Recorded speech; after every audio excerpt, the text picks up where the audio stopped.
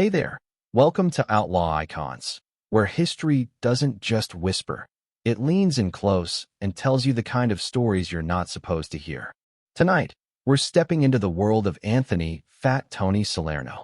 You might have heard the name, the cigar-chomping old-timer in the fedora who the FBI once called the most powerful mob boss in America. To some, he was a neighborhood guy who took care of his people. To others, he was the quiet king of the Genovese crime family, the man pulling strings from the shadows. And in the end, he became a symbol of how dangerous power can look so ordinary. Before we get started, drop a comment and tell me, where are you listening from right now? And what time is it where you are? I'm always blown away seeing this little underworld of ours stretch across cities, countries, and time zones. And hey, if you're new here, hit that subscribe button and ring the bell.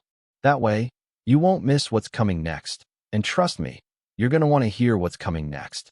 All right, settle in. Let the noise of the day fade out. And follow me into the shadows. This is Outlaw Icons. Your Sleepy Dawn. Chapter 1. Welcome to the Bronx. The sound of dice clattering against a wooden stoop echoed down the narrow street. It was late spring in East Harlem, and the smell of bread baking from the corner shop mixed with the faint tang of bootleg whiskey spilling from an alley door. Somewhere down the block, a phonograph hummed out a scratchy jazz tune, barely loud enough to cover the murmured deals happening in shadows. A boy no older than 12 leaned against a brick wall, watching it all with dark, curious eyes. He didn't know it yet, but the world he was growing up in would shape him into someone both feared and respected, a man who could pull strings in rooms most people would never even see. Anthony Salerno would be that man. But right now, in the spring of 1923, he was just another kid in the neighborhood, listening, learning, and remembering. East Harlem was a place where you could smell someone's dinner and their desperation in the same breath. Every stoop told a story. On one, a mother scrubbed laundry in a tin basin, her hands raw from lye soap. On another, two men with pressed suits and cold eyes whispered over an envelope stuffed with cash. The Great War had ended only a few years earlier, but another war, quieter, more profitable, was already in full swing. Prohibition had turned the city into a marketplace for liquor, and the streets into a chessboard where every player had a move and a price. Anthony's father was a man of routine. Every morning, he left for work with the same quiet determination, his boots hitting the pavement in a rhythm that said he was a man who kept his head down. He was a stone mason by trade, hands strong enough to crush rock, yet gentle when he came home to greet his family. His mother ran the home with a sharp eye and a quicker tongue, making sure her children understood the rules that mattered. Respect the family, keep your mouth shut, and never forget where you came from. Still, even the strongest walls have cracks. And in East Harlem, those cracks were filled with whispers. Anthony would sit on the stoop in the evenings, watching the men who drove the newest cars and wore the best hats. They didn't leave early for work. They didn't come home tired. They moved through the neighborhood like they owned it, and in a way, they did. They were the brokers of street power, the ones who could make a problem disappear with a handshake or create one with a single nod. He noticed how these men treated his father, not like an equal, but not like a stranger either. There was respect in their glances, a subtle acknowledgement that even though his father wasn't in the life, he understood it. Anthony learned early that in this neighborhood, you didn't need to be a criminal to be connected to crime. Lines were blurred. Morality was elastic. By the time he was a teenager, Anthony had a knack for making himself useful. He ran errands for local shopkeepers, delivered groceries for the baker, and sometimes carried messages for men who didn't write things down. The older guys liked him. He kept his mouth shut, his eyes open, and he never asked questions he didn't need answered. The Depression hit in 1929 like a hammer to the chest. Men who had steady work suddenly stood in bread lines. Families that once lived decently now counted every penny, stretching meals into something that could last the week. But the bootleggers? The gamblers? They didn't seem to hurt the same way. Their cars still shined. Their suits still pressed. The kids who ran errands for them never seemed to go hungry. Anthony noticed, and he made a quiet promise to himself. He would never stand in a breadline. In the evenings, he'd pass by the corner where a dice game was running under the flicker of a street lamp. A man named Louis the Hat ran the action. Louis's coat was camel wool, his shoes shined like glass, and the air around him smelled faintly of imported cigars. He spotted Anthony hanging back and tossed him a nickel just for carrying a message across the street. That nickel was worth more than the coin itself. It was an invitation. Anthony began doing small favors for Louis. A package here, a message there. Sometimes it was just keeping an eye out for cops. It was simple work, but it taught him the language of the street, the coded nods, the slight shifts in tone that could mean the difference between trust and suspicion. He understood that respect wasn't given. It was earned in inches and lost in seconds. At home, his mother noticed the extra coins in his pocket. She asked where they came from, her voice steady but her eyes searching. Anthony told her it was from helping out at the bakery. She didn't believe him, but she didn't push. In a neighborhood like theirs, mothers learned early that sometimes silence was the safest choice. The speakeasies fascinated him. From the outside, they looked like nothing: a dusty storefront, a back room behind a tailor shop, a door in the basement of a deli. But once you were inside, the air was thick with cigarette smoke and the hum of conversation. Men laughed too loud.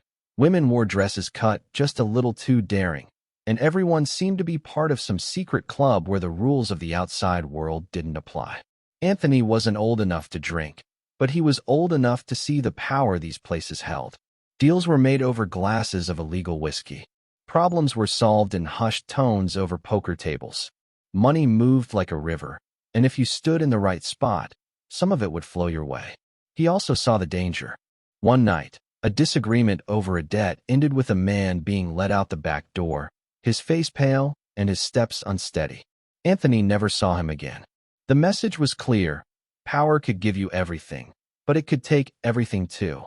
As the 1930s rolled in, the city changed. Prohibition was nearing its end, but the underworld wasn't going anywhere. The men who had gotten rich from illegal liquor simply shifted their focus to gambling, loan sharking, construction. Anthony, now in his early 20s, had already made himself a fixture in certain circles. He wasn't a big player yet, but he was known. More importantly, he was trusted. He kept that same easygoing demeanor he'd had as a boy, the one that made people think he was just a neighborhood guy. But behind that calm smile was a mind that noticed everything. Who owed who? Which businesses were fronts? Which cops looked the other way? He didn't speak unless it was worth speaking, and when he did, people listened. His friends from childhood were starting to take different paths. Some found honest work. Some got swallowed by the streets. Anthony balanced in between, close enough to the life to benefit from it, far enough to avoid the heat when it came down. It was a dangerous dance, but he was good at it. Still, the pull was strong. One summer afternoon, he sat on a stoop, a cigar between his fingers though he rarely smoked. Across the street, a shiny black Packard pulled up. 3 men stepped out, tailored suits, polished shoes, hats tipped just enough to hide their eyes. They walked into the barber shop, and 10 minutes later, walked out with an envelope thick enough to bulge. The barber stepped to the door, nodded once, and locked it behind them. Anthony watched the car disappear down the street and felt something shift inside him. He knew, really knew, that the straight path his parents wanted for him would never be his. Not in this neighborhood, not in this city.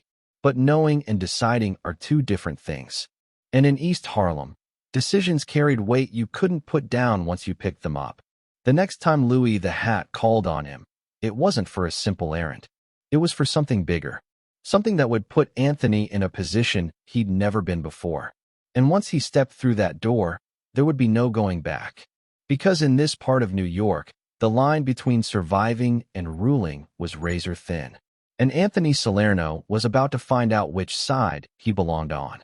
The question was, would he survive long enough to enjoy it? Chapter 2, Streets of Opportunity. The first time Anthony carried a package through the back door of a speakeasy, he felt the kind of rush most kids his age got from hitting a home run or winning a fist fight. But this wasn't a game. It was a test. The man who handed him the brown paper bundle didn't smile, didn't explain what was inside, and didn't need to. Anthony knew better than to ask. The hallway behind that door was narrow, the floorboards creaking under his weight. He could hear music pulsing from the next room. Trumpets, piano, the shuffle of dancing shoes. It smelled like a mixture of cigar smoke and something stronger, something sweet that didn't belong in a city where liquor had been outlawed for nearly a decade. When Anthony stepped into the room, all eyes flicked toward him for half a second. Men in tailored suits and women in dresses cut low across the back sized him up before turning away. Someone took the package from his hands without a word, and he was gone before his heart stopped pounding. East Harlem in the 1920s was a world built on contradictions. On the surface, it was a tight-knit community, neighbors who looked out for one another, kids playing stickball in the streets, Sunday dinners where plates never seemed to empty. But beneath that layer of respectability ran a current of hustle. Every corner had its own action. A barber shop with a hidden backroom poker table. A bakery that smuggled liquor in flour sacks. A tailor who kept ledgers for the numbers racket. An illegal lottery that promised quick fortunes and just as quick heartbreaks. Anthony had grown up watching it from the edges. Now, as a teenager, he was stepping closer to the center. His errands started small, delivering messages, carrying sealed envelopes, making sure certain people knew when the police were poking around. In this world, information was currency. And if you could be trusted to carry it without losing it, or your nerve, you were already worth more than most. He learned early that gambling was the heartbeat of the neighborhood. The numbers game was simple enough on the surface. Pick a 3-digit number, place your bet, hope it hit. But behind the simplicity was an intricate machine. Riders who collected bets, runners who carried them, bankers who set the odds, and enforcers who made sure everyone got paid or paid up. It was an economy that thrived on hope, greed, and the occasional threat. Anthony saw the desperation in the eyes of men who worked 10-hour days and still handed over part of their paycheck to the numbers runner. He saw the thrill when someone hit big, only to lose it all within a week chasing the next win. And he saw who really profited. The men who controlled the game never looked hurried. They never raised their voices. Their power wasn't loud. It was quiet, steady, and absolute. Liquor was another story. Prohibition had turned alcohol into gold, and the city was full of prospectors. The speakeasies weren't just bars. They were social hubs, political backrooms, and money machines. A single night's take could outstrip a week's wages for a working man. The supply lines were as elaborate as any war campaign. Rum runners brought shipments down the coast, trucks rolled in from Canada, and hidden stills churned out bathtub gin by the barrel. Each bottle passed through a dozen hands before reaching the customer's glass, and every set of hands took a cut. Anthony began helping with deliveries. It wasn't glamorous, lugging crates up narrow staircases, slipping past watchful cops, sometimes riding shotgun in a truck with no license plates. But it paid. More importantly, it gave him access. He got to know the men who made decisions, the ones who knew which routes were safe, which cops could be bought, and which couldn't be trusted. He noticed how these men carried themselves. They weren't reckless. They didn't strut the way dime store gangsters did in the movies. Their power came from patience, from knowing when to act and when to let someone else take the heat. They taught him the first real rule of the street. Survival wasn't about being the toughest guy in the room. It was about being the smartest one nobody saw coming. At home, Anthony's parents pretended not to notice the changes. The new clothes, the occasional envelope of cash left quietly on the kitchen table. His mother frowned, but didn't ask questions she didn't want answered. His father kept his counsel, though every so often, Anthony caught a look in his eyes, half pride, half warning. In their world, moving up could mean moving out of poverty, but it could also mean moving into a coffin. By the time he was 17, Anthony was running errands for more than one man. The trick was balance. Never double-cross. Never take sides unless you had to. And never make a promise you couldn't keep. The streets had their own code, unspoken but rigid. Break it, and you were finished. Respect was like glass. Once shattered, it could never be made whole again. One night, he was told to deliver a sealed envelope to a man waiting in a parked car 2 blocks over. Simple enough. But when Anthony got there, The man's eyes darted nervously toward the rearview mirror. He took the envelope with shaking hands and stuffed it into his coat. Anthony recognized the look, fear, raw and unhidden. Later, he learned the man owed money to the wrong people, and the envelope was either his last chance or his death notice. That was when Anthony realized the truth. Every package, every envelope, every whispered message was a piece in a game where the stakes were life and death. You didn't have to pull the trigger to be part of the shot. He started paying closer attention. Who spoke to whom? Who avoided whose gaze? Which businesses had unmarked doors that stayed locked during the day? Knowledge was his currency now, and he spent it wisely. The men he worked for began to trust him with more sensitive tasks, collecting small debts, keeping watch outside meetings, sometimes acting as a runner between speakeasies. He learned to keep his face blank, his tone polite, no matter what he saw or heard. Once, he walked into a back room to deliver a message and found two men arguing over a stack of bills. One slammed his hand down hard enough to rattle the glasses on the table. The other didn't flinch. Anthony left before he heard how it ended, but the next day, one of the men was gone. No explanation. No body. Just gone. That disappearance taught him another lesson. Power didn't always announce itself. Sometimes, it simply erased what it no longer needed. By the early 1930s, Prohibition was losing steam, but the networks it had built were stronger than ever.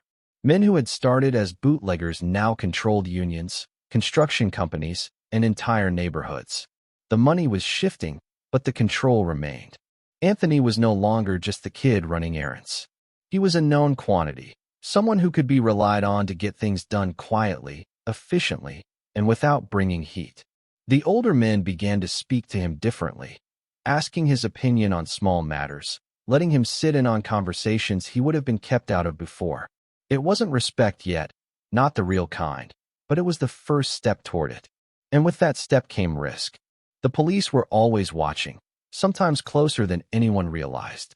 One afternoon, Anthony spotted two plainclothes detectives leaning against a lamppost, their eyes tracking every man who came and went from a certain corner store. He changed his route that day. It was a small thing, but in this life, small things kept you breathing. The streets were shifting again. Gambling was expanding, loan sharking was on the rise, and the numbers racket was making more money than ever. The men at the top were growing richer, but they were also growing wary. The more you had, the more there was to lose. Anthony could feel himself standing on the edge of something bigger. The errands were getting heavier, the conversations sharper, the looks longer. He wasn't just a kid from East Harlem anymore. He was part of the machinery. But machinery doesn't care about the people inside it. And in this world, a single wrong move could grind you into dust before you even knew you'd slipped. One night, as he stood outside a backroom game, the door cracked open just enough for a man inside to motion him over. Anthony stepped in.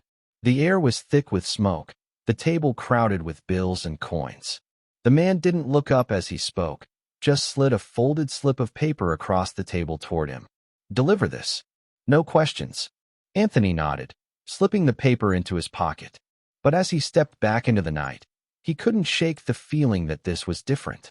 The air felt colder, the street quieter, the weight in his pocket heavier than any package he'd ever carried. Somewhere deep down, he knew this wasn't just another errand. This was a doorway, and whatever waited on the other side, there would be no turning back. Would he walk through it? Or would the streets of opportunity become the streets that swallowed him whole? Chapter 3. The first step into the life. The room smelled of fresh cigar smoke and old money. It was the kind of place where time seemed to move slower, where conversations were measured in glances rather than words. Anthony stood near the doorway, his back straight, hands loosely clasped in front of him. Across the table, a man in a double-breasted suit tapped the ash from his cigar without looking up. In that moment, Anthony knew he wasn't just running errands anymore. This was an invitation. And in this neighborhood, invitations like this could change everything or end everything. The 1930s had turned New York into a city of masks. The Great Depression had hollowed out the middle class, leaving men to scramble for work that didn't exist. Breadlines curled around blocks, and soup kitchens became the lifeline for entire families. Yet in certain corners of the city, there was a different kind of wealth, quieter but undeniable. Men who had survived the chaos of Prohibition were still eating well, still dressed in fine wool and polished leather, still moving with the calm confidence of people who never stood in line for anything. Anthony had been watching them for years.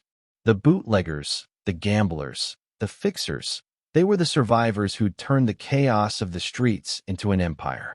And behind them, further back in the shadows, were the real architects of that empire, the men of the Genovese crime family.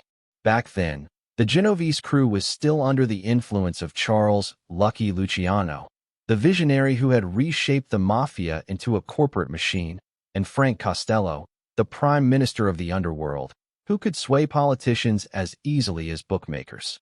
Anthony didn't know either man personally, yet, but their reach was everywhere. You could see it in the way disputes vanished overnight, in the way businesses kept running even when their owners went missing. It was power that didn't need to announce itself. For Anthony, the pull toward that world wasn't about glamour. It was about control. In a city where most people were at the mercy of the times, these men seemed to bend the times to their will, and he wanted to learn how. The opportunity came in the form of a card game in the back of a Harlem club. Anthony wasn't there to play. He was there to watch the door. It was simple work. Keep your eyes open. Make sure nobody walked in who didn't belong. But as the night went on, he found himself studying the way the men at the table interacted. There was laughter, sure, but beneath it, a tension like a drawn bowstring. One wrong word, one bad bet, and everything could shift. When the game broke up, one of the older players, a man with heavy eyelids and a voice like gravel, stopped to speak to him. He asked Anthony if he'd be interested in helping out with some deliveries. Nothing complicated, he said, just making sure packages got where they needed to go. Anthony didn't hesitate. He knew exactly what the man was offering, even if the words were wrapped in harmless language. Deliveries led to introductions. Introductions led to errands. And soon, Anthony found himself in rooms where decisions were made that would ripple across the city. He wasn't part of the inner circle, not yet, but he was close enough to feel its gravity pulling him in. He learned that every crew had its own ecosystem. There were the earners, the men who brought in money through gambling, loans, or rackets. There were the enforcers, the ones who handled problems quickly and quietly. And there were the intermediaries, the men who kept the machine running smoothly, passing messages between bosses and soldiers, making sure everyone stayed on the same page. Anthony wasn't built like an enforcer, but he had a knack for the other two. He could move between worlds, from the noisy streets of East Harlem to the quiet, carpeted offices where money changed hands without a sound. It was during this time that he caught the attention of a mid-level Genovese associate. The man had been watching Anthony work, how he listened more than he spoke, how he kept his composure when things got tense. One afternoon, over coffee in the back of a deli, he told Anthony that certain people were starting to see him as useful. In this world, that was more than a compliment. It was a warning. Being useful meant you had value, and value was something men would fight to keep or eliminate if they thought you might turn. Anthony's first real test came not in the form of a job, but a decision. A local bookmaker had been slow with payments, blaming a string of bad bets and bad luck. The man owed money to someone higher up, and that someone wanted to send a message. Anthony was told to remind the bookmaker that debts weren't optional. The word, remind, could mean anything from a conversation to a beating. Anthony chose the conversation. He found the bookmaker sitting alone in his shop, the smell of stale cigars hanging in the air. Anthony didn't raise his voice, didn't make threats. He simply explained that if the money wasn't delivered on time, the man's bad luck would get a lot worse. The bookmaker nodded, eyes wide, and promised to find the cash. 2 days later, he paid in full. Anthony had made his point without bloodshed and earned a reputation for getting results without drawing heat. In the Genovese world, that was gold. The bosses wanted men who could solve problems without attracting headlines. Violence had its place, but subtlety kept the wheels turning. As the decade moved on, Anthony's circle widened. He began meeting men who had direct ties to Costello and Luciano. They weren't flashy. In fact, their plainness was almost deliberate. It was the kind of invisibility you could only afford when you were truly powerful. They spoke of the organization as the life, not in romantic terms, but as a simple fact. Once you were in, there was no out. One evening, Anthony found himself sitting across from a man whose name carried weight in every borough. The conversation was about territory, about who controlled which streets and how disputes were handled. Anthony said little, but when he did speak, it was to offer an observation about a recent conflict between two crews. The man listened, then smiled faintly, as if filing the comment away. That night, Anthony understood something crucial. In this life, your words were like bullets. You didn't fire them unless you were sure they would hit the mark. By now, he was earning more than he ever had before. The money wasn't ostentatious. He didn't buy flashy cars or throw wild parties. Instead, he invested in looking respectable. Good suits, clean hats, polished shoes. He knew appearance mattered. In a city teeming with desperate men, looking like you belonged in a room was sometimes enough to get you through the door. But the closer he got to the center of the web, the more he understood the risks. The police were always circling, and informants were everywhere. One careless word to the wrong person could undo years of careful work. Anthony began keeping his social circle small, seeing only those he trusted, and even then, saying less than he knew. The Luciano years were turbulent. In 1936, Luciano was convicted on vice charges and sentenced to decades in prison. The balance of power shifted, with Costello stepping into a more prominent role. Anthony watched the transition closely, noting how alliances formed and dissolved, how loyalty could be both a shield and a trap. For Anthony, it was a time of learning how to navigate the politics of a crew, how to read the unspoken rules, how to be visible enough to matter, but not so visible that you became a target. And yet, with every step forward, the stakes rose. The money was better. The connections were stronger. But the margin for error was shrinking. One cold winter night, Anthony was called to meet in the back room of a social club. The man waiting for him was one of the highest-ranking figures he'd ever spoken to directly. On the table between them sat a single envelope. "This is for you," the man said, sliding it across. "Consider it your first real step." Anthony took the envelope, feeling its weight in his hand. He didn't ask what it was for. In this world, questions could be more dangerous than answers. As he stepped out into the snowy street, the city lights casting long shadows on the pavement, he knew something had shifted. He was no longer circling the edges. He was inside. The question now wasn't whether he could survive. It was whether he could rise. And somewhere in the distance, the faint sound of a train whistle echoed through the night, a reminder that once you got on this track, there was no getting off. Would he be the one driving it?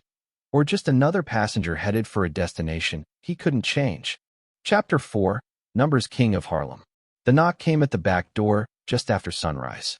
3 sharp raps, a pause, then 2 more. Inside, the air was thick with the stale heat of a long night's work. Men hunched over a scarred wooden table, the surface buried under slips of paper. Thousands of them, each one holding a dream, a wager, a number scrawled in pencil. Without looking up, one of the men said, "It's him. Let him in." Anthony stepped inside, closing the door behind him. In his hand was a small, battered ledger, its pages filled with neat columns of figures. Those numbers weren't just ink on paper. They were the pulse of Harlem. And Anthony was learning how to make that pulse beat for him. The numbers racket was the perfect blend of simplicity and sophistication. On the surface, it was nothing more than an illegal lottery. Pick 3 digits, place your bet, hope they match the day's number. But beneath that, it was an intricate machine, run with the precision of a bank and the paranoia of a war camp. Runners collected bets from every barbershop, candy store, and street corner in the neighborhood. Writers kept careful ledgers. And bankers, men like the ones Anthony was coming up under, made sure the house always got its cut. For the working-class families of Harlem, the numbers game was both an escape and a lifeline. A quarter bet could turn into a week's wages overnight. People played because hope was cheap And in the Depression, hope was sometimes the only thing cheaper than food. Anthony understood this.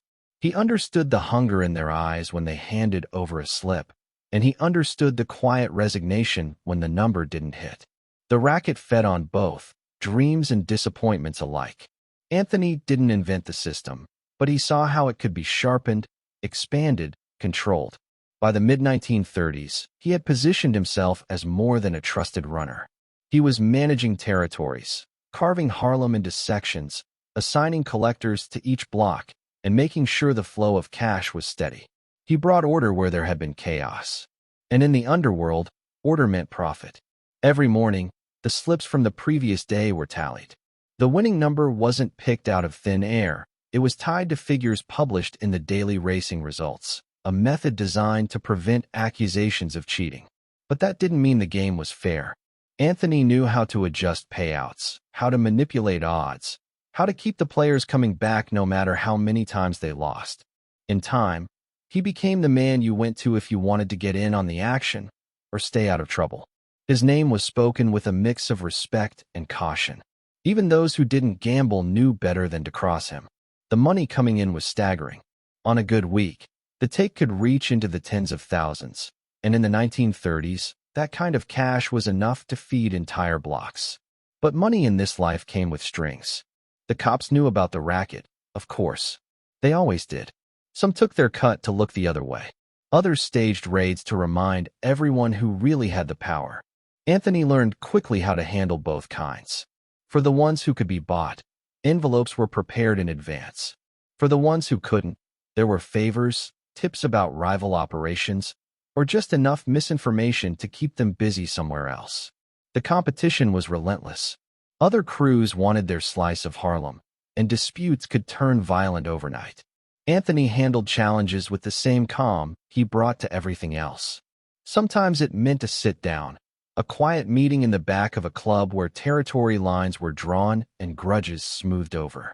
Other times, it meant sending a message that wasn't written in words. A shop window shattered in the middle of the night. A car set ablaze on a side street. A reminder that business was business, and business was his. His rise in the numbers game wasn't just about muscle. It was about trust. The older men in the Genovese family saw that Anthony could handle a crew without letting ego get in the way. He didn't need to shout to be heard. He didn't need to be the loudest man in the room to be the most dangerous. By the late 1930s, his operation covered a swath of Harlem so wide that even his rivals begrudgingly acknowledged his reach. He had collectors working out of barbershops, shoeshine stands, and corner stores. Money flowed up through layers of the operation until it reached him, and from there, it was divided, his cut, the family's cut, and the payoffs that kept the machine running. On the street, Anthony maintained his image as a man of the neighborhood. He'd stop to talk with shopkeepers, slip bills to struggling families, make sure his people knew he was looking out for them. It wasn't just charity, it was strategy. In a place where the cops were the enemy and rival crews were always looking for a weakness, having the community on your side was its own kind of armor. Still, the life was never without risk. One winter morning, a police raid hit one of his collection points. The officers smashed ledgers, swept coins into burlap sacks, and arrested everyone in sight. Anthony wasn't there. He rarely was at street-level operations, but the message reached him before the ink on the arrest sheets dried. This wasn't just enforcement. It was pressure. Someone wanted to remind him that he wasn't untouchable. He responded the way he always did, with precision. He replaced the arrested collectors with men he trusted, doubled the payoffs to key police contacts, and shifted the most profitable routes to less obvious fronts. Within a week, the operation was running smoother than before. If anything, the raid had only exposed his weakest link, and now it was gone. The money kept coming, and with it came influence. Anthony began investing in legitimate businesses, real estate, restaurants, small shops. Some were genuine investments. Others were fronts, places to launder money or hold quiet meetings. He understood that in the long game, legitimacy could be as valuable as muscle. The numbers racket gave him more than just income. It gave him a seat at the table. In the underworld, power was measured in what you controlled. And Anthony controlled something everyone wanted: cash, steady and untraceable. That kind of money bought loyalty. It bought silence. It bought time when things went bad. But it also painted a target on his back. Rival crews watched him, waiting for an opening. The police built files with his name underlined in red. And within the Genovese family, there were always men looking to climb over the ones ahead of them. One summer night, as he walked out of a club on Lenox Avenue, Anthony felt a presence behind him. He turned just enough to see two men step out of the shadows. They didn't speak. They didn't have to. Their message was in their eyes. Someone had sent them, not to kill, but to warn. Anthony lit a cigar, took a slow drag, and walked past them without breaking stride. It was a small moment, but it said everything. He wasn't going to be intimidated. Not here. Not in his own territory. The next day, he arranged a meeting with a higher-up in the family. They talked over espresso, the conversation slow and deliberate. Anthony made it clear that his operation was not just profitable, it was essential. The money from Harlem's numbers racket didn't just line his pockets. It fueled the family's influence across the city. The message landed. Whatever internal rivalries existed, no one was going to make a move against a man who brought in that kind of cash. Not yet. By now, Anthony was more than just a successful operator. He was a kingmaker in his own right. The men who worked for him made more than they could anywhere else. The businesses he touched flourished, and the people who crossed him didn't do it twice. But power in this world was never permanent. The higher you climbed, the more you had to lose. Anthony knew it. He could feel the currents shifting, new players rising, old alliances fraying. The numbers game had made him rich, but it had also made him visible. And in the shadows of Harlem, visibility could be the beginning of the end.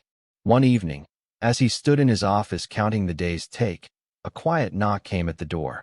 Not the sharp, familiar rhythm of his collectors. This knock was slow, deliberate. When he opened it, the man standing there wasn't from Harlem at all. He was from downtown, and the smile on his face said everything. The numbers king was about to find out that his crown came with a cost. Chapter 5: The Cigar and the Fedora. The smoke curled upward in lazy spirals, catching the dim light of the backroom before dissolving into shadow. He held the cigar between two thick fingers, not so much smoking it as owning it, like it was an extension of his presence. The brim of his fedora sat low, just enough to shade his eyes, but not enough to hide the faint smile tugging at his mouth. Around him, men leaned in to talk, women laughed too loudly, and the bartender kept glasses full without waiting for orders. It was the kind of scene you could mistake for harmless, just a neighborhood man holding court. But that was the trick. Anthony Salerno had learned something early. In a world where attention could kill you, the smartest men didn't look dangerous. They looked comfortable, ordinary, the kind of man you'd greet on the street, maybe ask about the Yankees, never realizing that behind the easy grin and small talk was someone who could decide your fate with a single phone call. The cigar was never about smoking. He'd chew on it, roll it between his fingers, let it rest in the corner of his mouth like punctuation between sentences. The fedora was the same.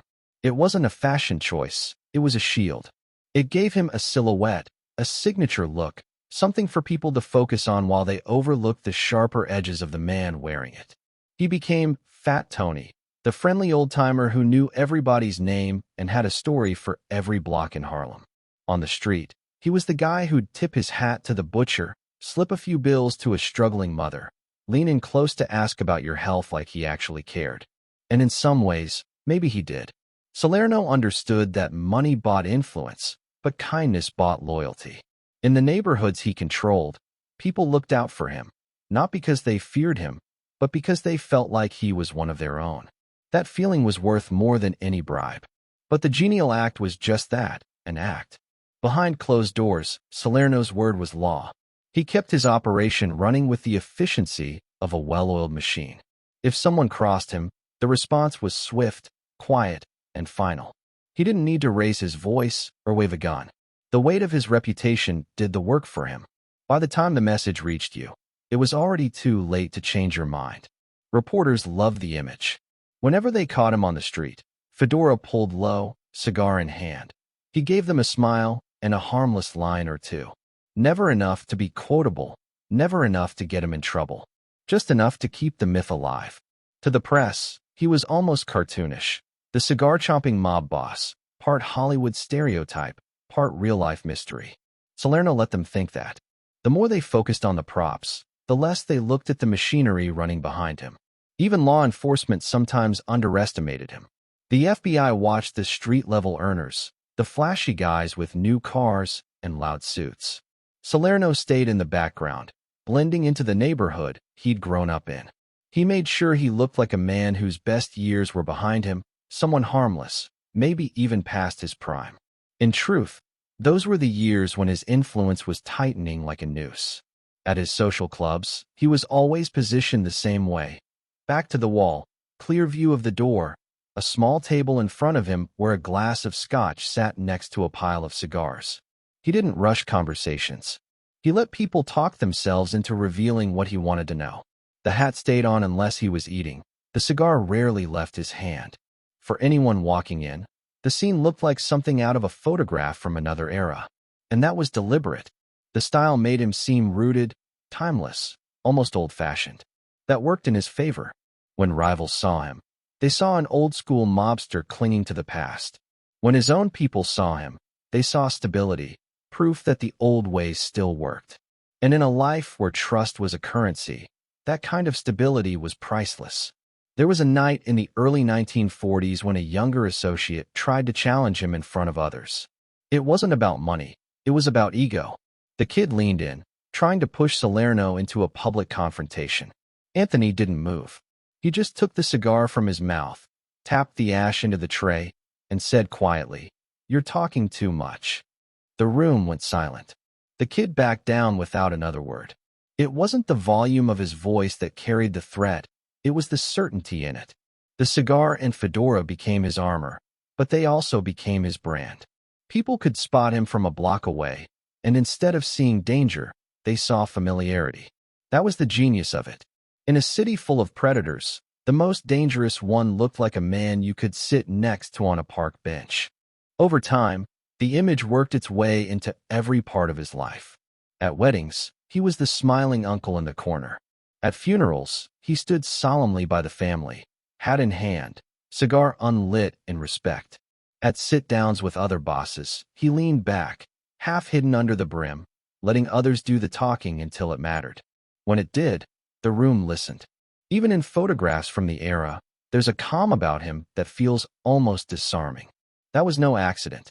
Salerno knew that in a life built on fear, being the man who didn't look afraid was its own kind of power. He projected ease, but behind that ease was calculation. Every nod, every pause, every small gesture was a piece of the act. By the 1950s, his look was so ingrained that it became shorthand for who he was. Someone would mention the guy with the cigar and the fedora, and everyone knew. The look followed him into headlines, into FBI files, into whispered conversations in dimly lit bars. The public side of Salerno was a shield, but it was also bait. People underestimated the man they thought they understood. They assumed the hat and the cigar were all there was to him, a relic of an older, slower mafia. That assumption gave him room to maneuver, to make moves without drawing the kind of attention that took other bosses down. But masks can only be worn so long before someone tries to pull them off. The bigger his operations grew, the harder it became to stay just the friendly neighborhood guy. More eyes were on him, federal, state, and local. Every time he walked down the street, the image that had protected him also drew notice. The FBI cameras didn't care about his charm. They wanted proof. One summer afternoon, as he stood outside a cafe with his cigar, a plainclothes detective passed by and tipped his hat. It was a small gesture, but Salerno caught the meaning. The detective was saying, "I see you." Salerno smiled, tipped his own fedora, and went back to his coffee. But he knew the truth. There were men out there who saw past the smoke and the brim, and they were getting closer. Still, he didn't change a thing. The hat stayed. The cigar stayed. If anything, he leaned into the image harder. If the world wanted to see Fat Tony as a harmless throwback, he'd let them. The longer they believed it, the more time he had to build something bigger, something they wouldn't see coming until it was too late. And somewhere in the middle of all that charm and smoke, the real Anthony Salerno stayed hidden, watching, calculating, waiting for the right moment to show exactly what kind of man was under the fedora. That moment was coming, and when it did, the friendly neighborhood smile wouldn't be what people remembered. Chapter 6: Building a Power Base. The meeting was set for midnight, but Anthony arrived early. In this life, early was a kind of armor. It meant you could choose your seat, scan the room, and decide who was worth talking to before anyone else had the chance to size you up. The back room of the club was dim, thick with the smell of cologne, cigars, and the faint sourness of spilled whiskey. One by one, the men filtered in, each carrying the weight of his own territory, his own ambitions. Anthony didn't move from his chair. He simply lit a cigar, let the smoke curl into the air, and waited. Vincent, the Chin Gigante, was the first heavyweight to step through the door. Even then, before the bathrobe walks and whispered legend of his later years, Gigante had a presence that could change the air in a room. He didn't rush greetings. He didn't need to. When their eyes met, Anthony gave a small nod, just enough to signal respect without appearing like a man looking for approval. That was how relationships were built here, not with handshakes and speeches, but with a language made of small, deliberate gestures.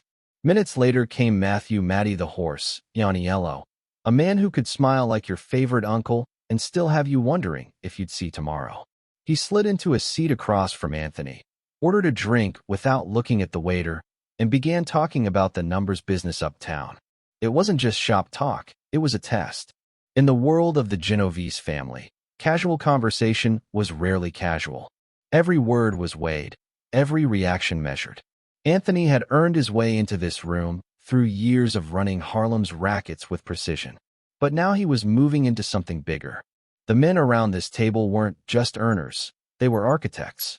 They shaped the city's underworld, laying foundations that could outlast any single man.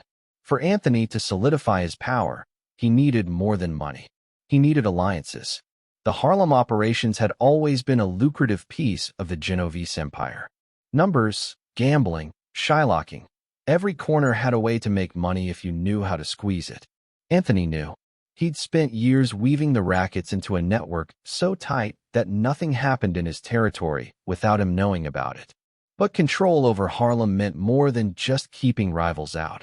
It meant making sure the family's most influential figures saw Harlem as theirs, and by extension, saw Anthony as indispensable. That's where Gigante and Ianiello came in.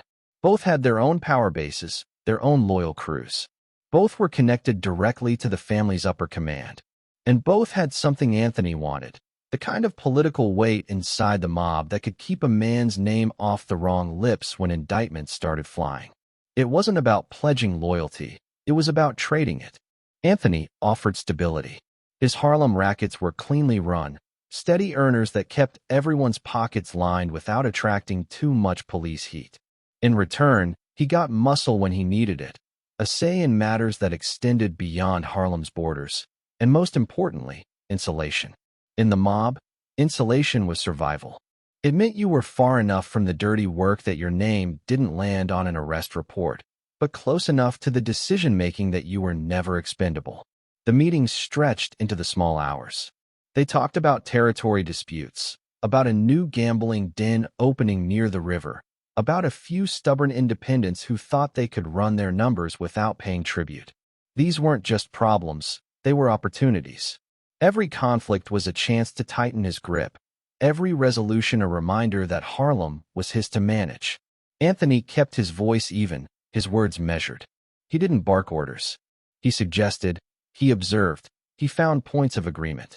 In a life where ego could start wars, his calm was disarming. He made the men across from him feel like they were coming to the same conclusions he'd already reached. It was influence without pressure, power without force. In the days that followed, Harlem began to shift. The independents either fell in line or disappeared. The gambling dens that paid into the family's cut were protected, their doors swinging open night after night without interference. Loan sharking operations expanded, the interest flowing up through Anthony's channels. Every dollar earned on those streets passed through hands that were, directly or indirectly, loyal to him. But control wasn't just about money. It was about perception. Anthony made sure his presence was felt without being overwhelming. He'd visit the clubs, sit for a drink, exchange a few words with the owners. He didn't need to remind them who kept their businesses safe. The knowledge was in the air, unspoken but heavy enough to keep everyone in line. His relationship with Gigante deepened during this period. Gigante respected men who understood the value of discretion, and Anthony fit that mold perfectly. Together, they navigated internal politics, balancing the needs of the Harlem operations with the broader ambitions of the Genovese family. When disagreements arose at higher levels, Anthony often found himself playing the role of mediator, smoothing over disputes before they turned into fractures. Aniello brought a different kind of influence. His connections stretched deep into the city's nightlife, from Times Square to the outer boroughs.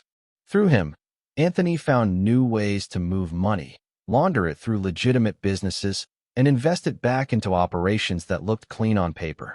The more they worked together, the more Harlem's cash flow became part of a larger, more complex financial web. There were moments when the weight of it pressed against Anthony's chest like a physical thing. He knew that every alliance had an expiration date, every friendship an unspoken limit. The men who shook his hand today could be the same ones to sign off on his removal tomorrow. But that was the nature of the life. Power was never owned, only borrowed, and the rent was due every day. One evening, he sat alone in his office above a Harlem club, the city's noise filtering through the open window. On his desk lay a map of the neighborhood, marked with small pins for every operation under his control. Red for gambling, blue for loan sharking, green for legitimate fronts. The colors bled into one another, overlapping until the whole map looked like a single organism. It struck him then, this was more than territory. It was a living thing, fed by risk and greed, held together by trust and fear in equal measure. And he was at its heart. The phone rang just after midnight. A quiet voice on the other end told him there'd been trouble at one of the uptown spots. A rival crew had stepped out of line, testing the edges of his control. Anthony didn't raise his voice. He simply said, "Handle it," and hung up. Within a day, the problem was gone. No noise, no headlines, just a subtle shift back to the order he'd built. Every resolved conflict made his position stronger. Every dollar funneled upward bought him more space to maneuver. And every meeting with Gigante and Aniello wove him deeper into the fabric of the Genovese power structure. He was no longer just Harlem's man. He was becoming one of the family's indispensable gears, too important to remove without the whole machine grinding to a halt. But power like that carried its own kind of shadow. It drew the attention of law enforcement in ways that money couldn't hide. The FBI wasn't just watching Harlem. They were watching the men Anthony was now tied to. And if they couldn't get to Gigante or Aniello directly, they'd settle for the man who kept Harlem in line. One rainy night, as Anthony left a meeting downtown, he spotted a car parked across the street, its engine idling. He didn't recognize the faces inside, but he knew the type. Surveillance wasn't new to him, but something about the way the car stayed just far enough back told him they weren't here for a night. They were here for the long haul. He lit a cigar, the flame reflecting briefly in the wet pavement, and stepped into his own car without glancing back. He knew what it meant. His base was strong, his alliances solid. But the higher the walls you built, the more determined people became to find a way over them. And somewhere, beyond the glow of the street lamps, someone was already planning how to do just that. Chapter 7. The Business of Vice. The money never slept. It moved quietly, slipping through hands in dark backrooms and dimly lit storefronts, counted in whispers, hidden in envelopes. You could feel it in the air of certain neighborhoods, an invisible current running beneath the street, pulling everything toward the same center.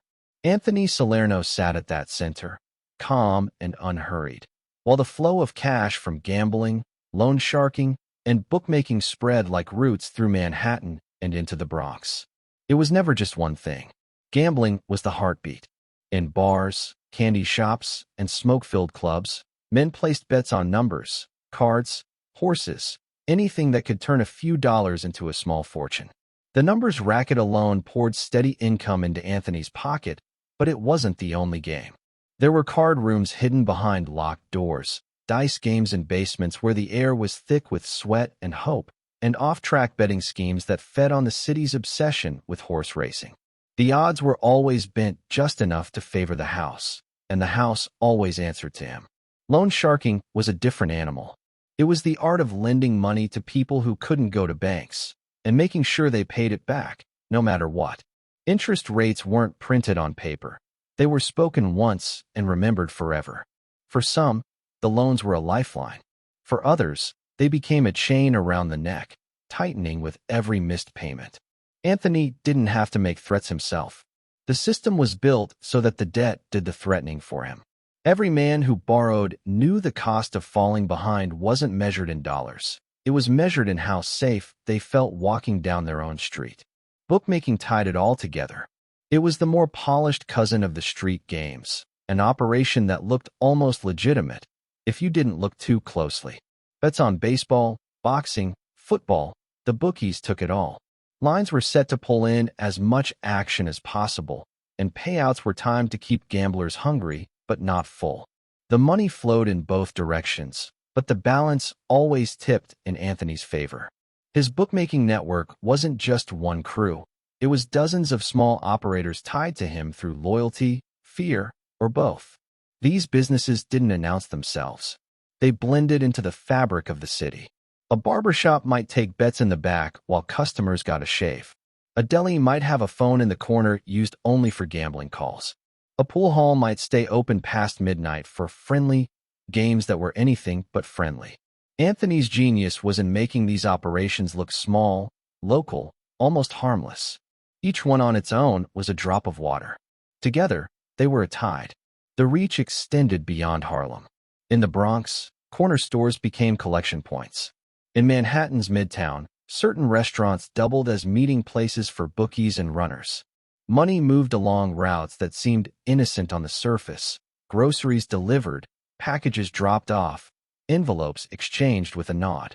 By the time the cash made its way to Anthony, it had passed through so many hands it was almost untraceable. He never handled the street work himself. That was the key.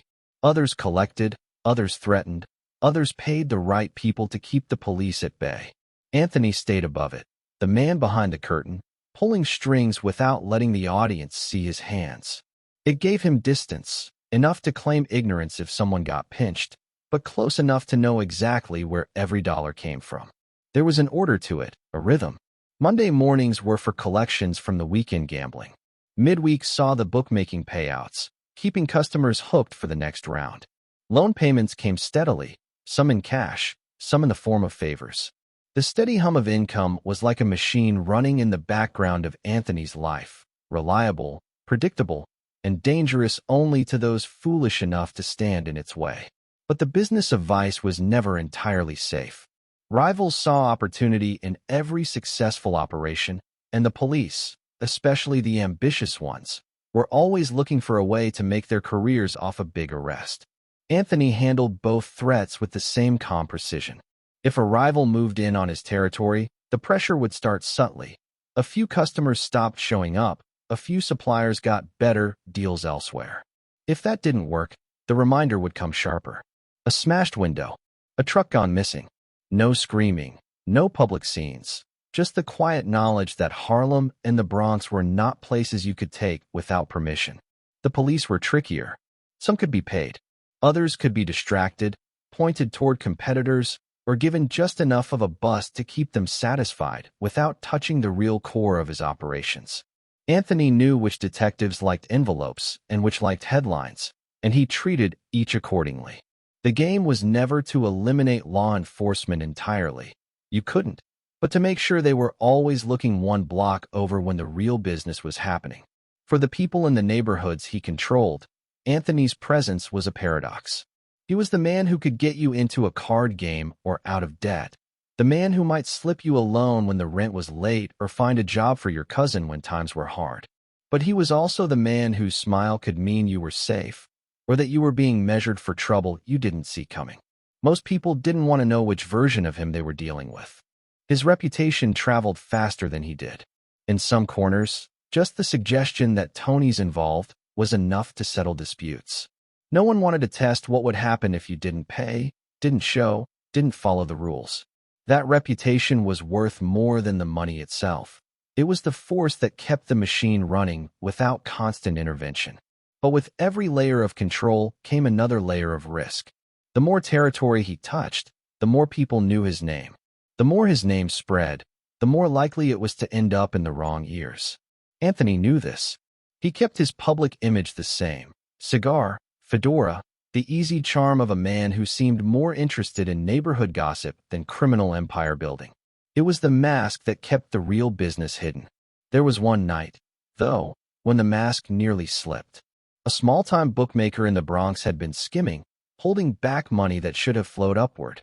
It wasn't the amount, it was the insult. Anthony called for him to come to a club in Harlem.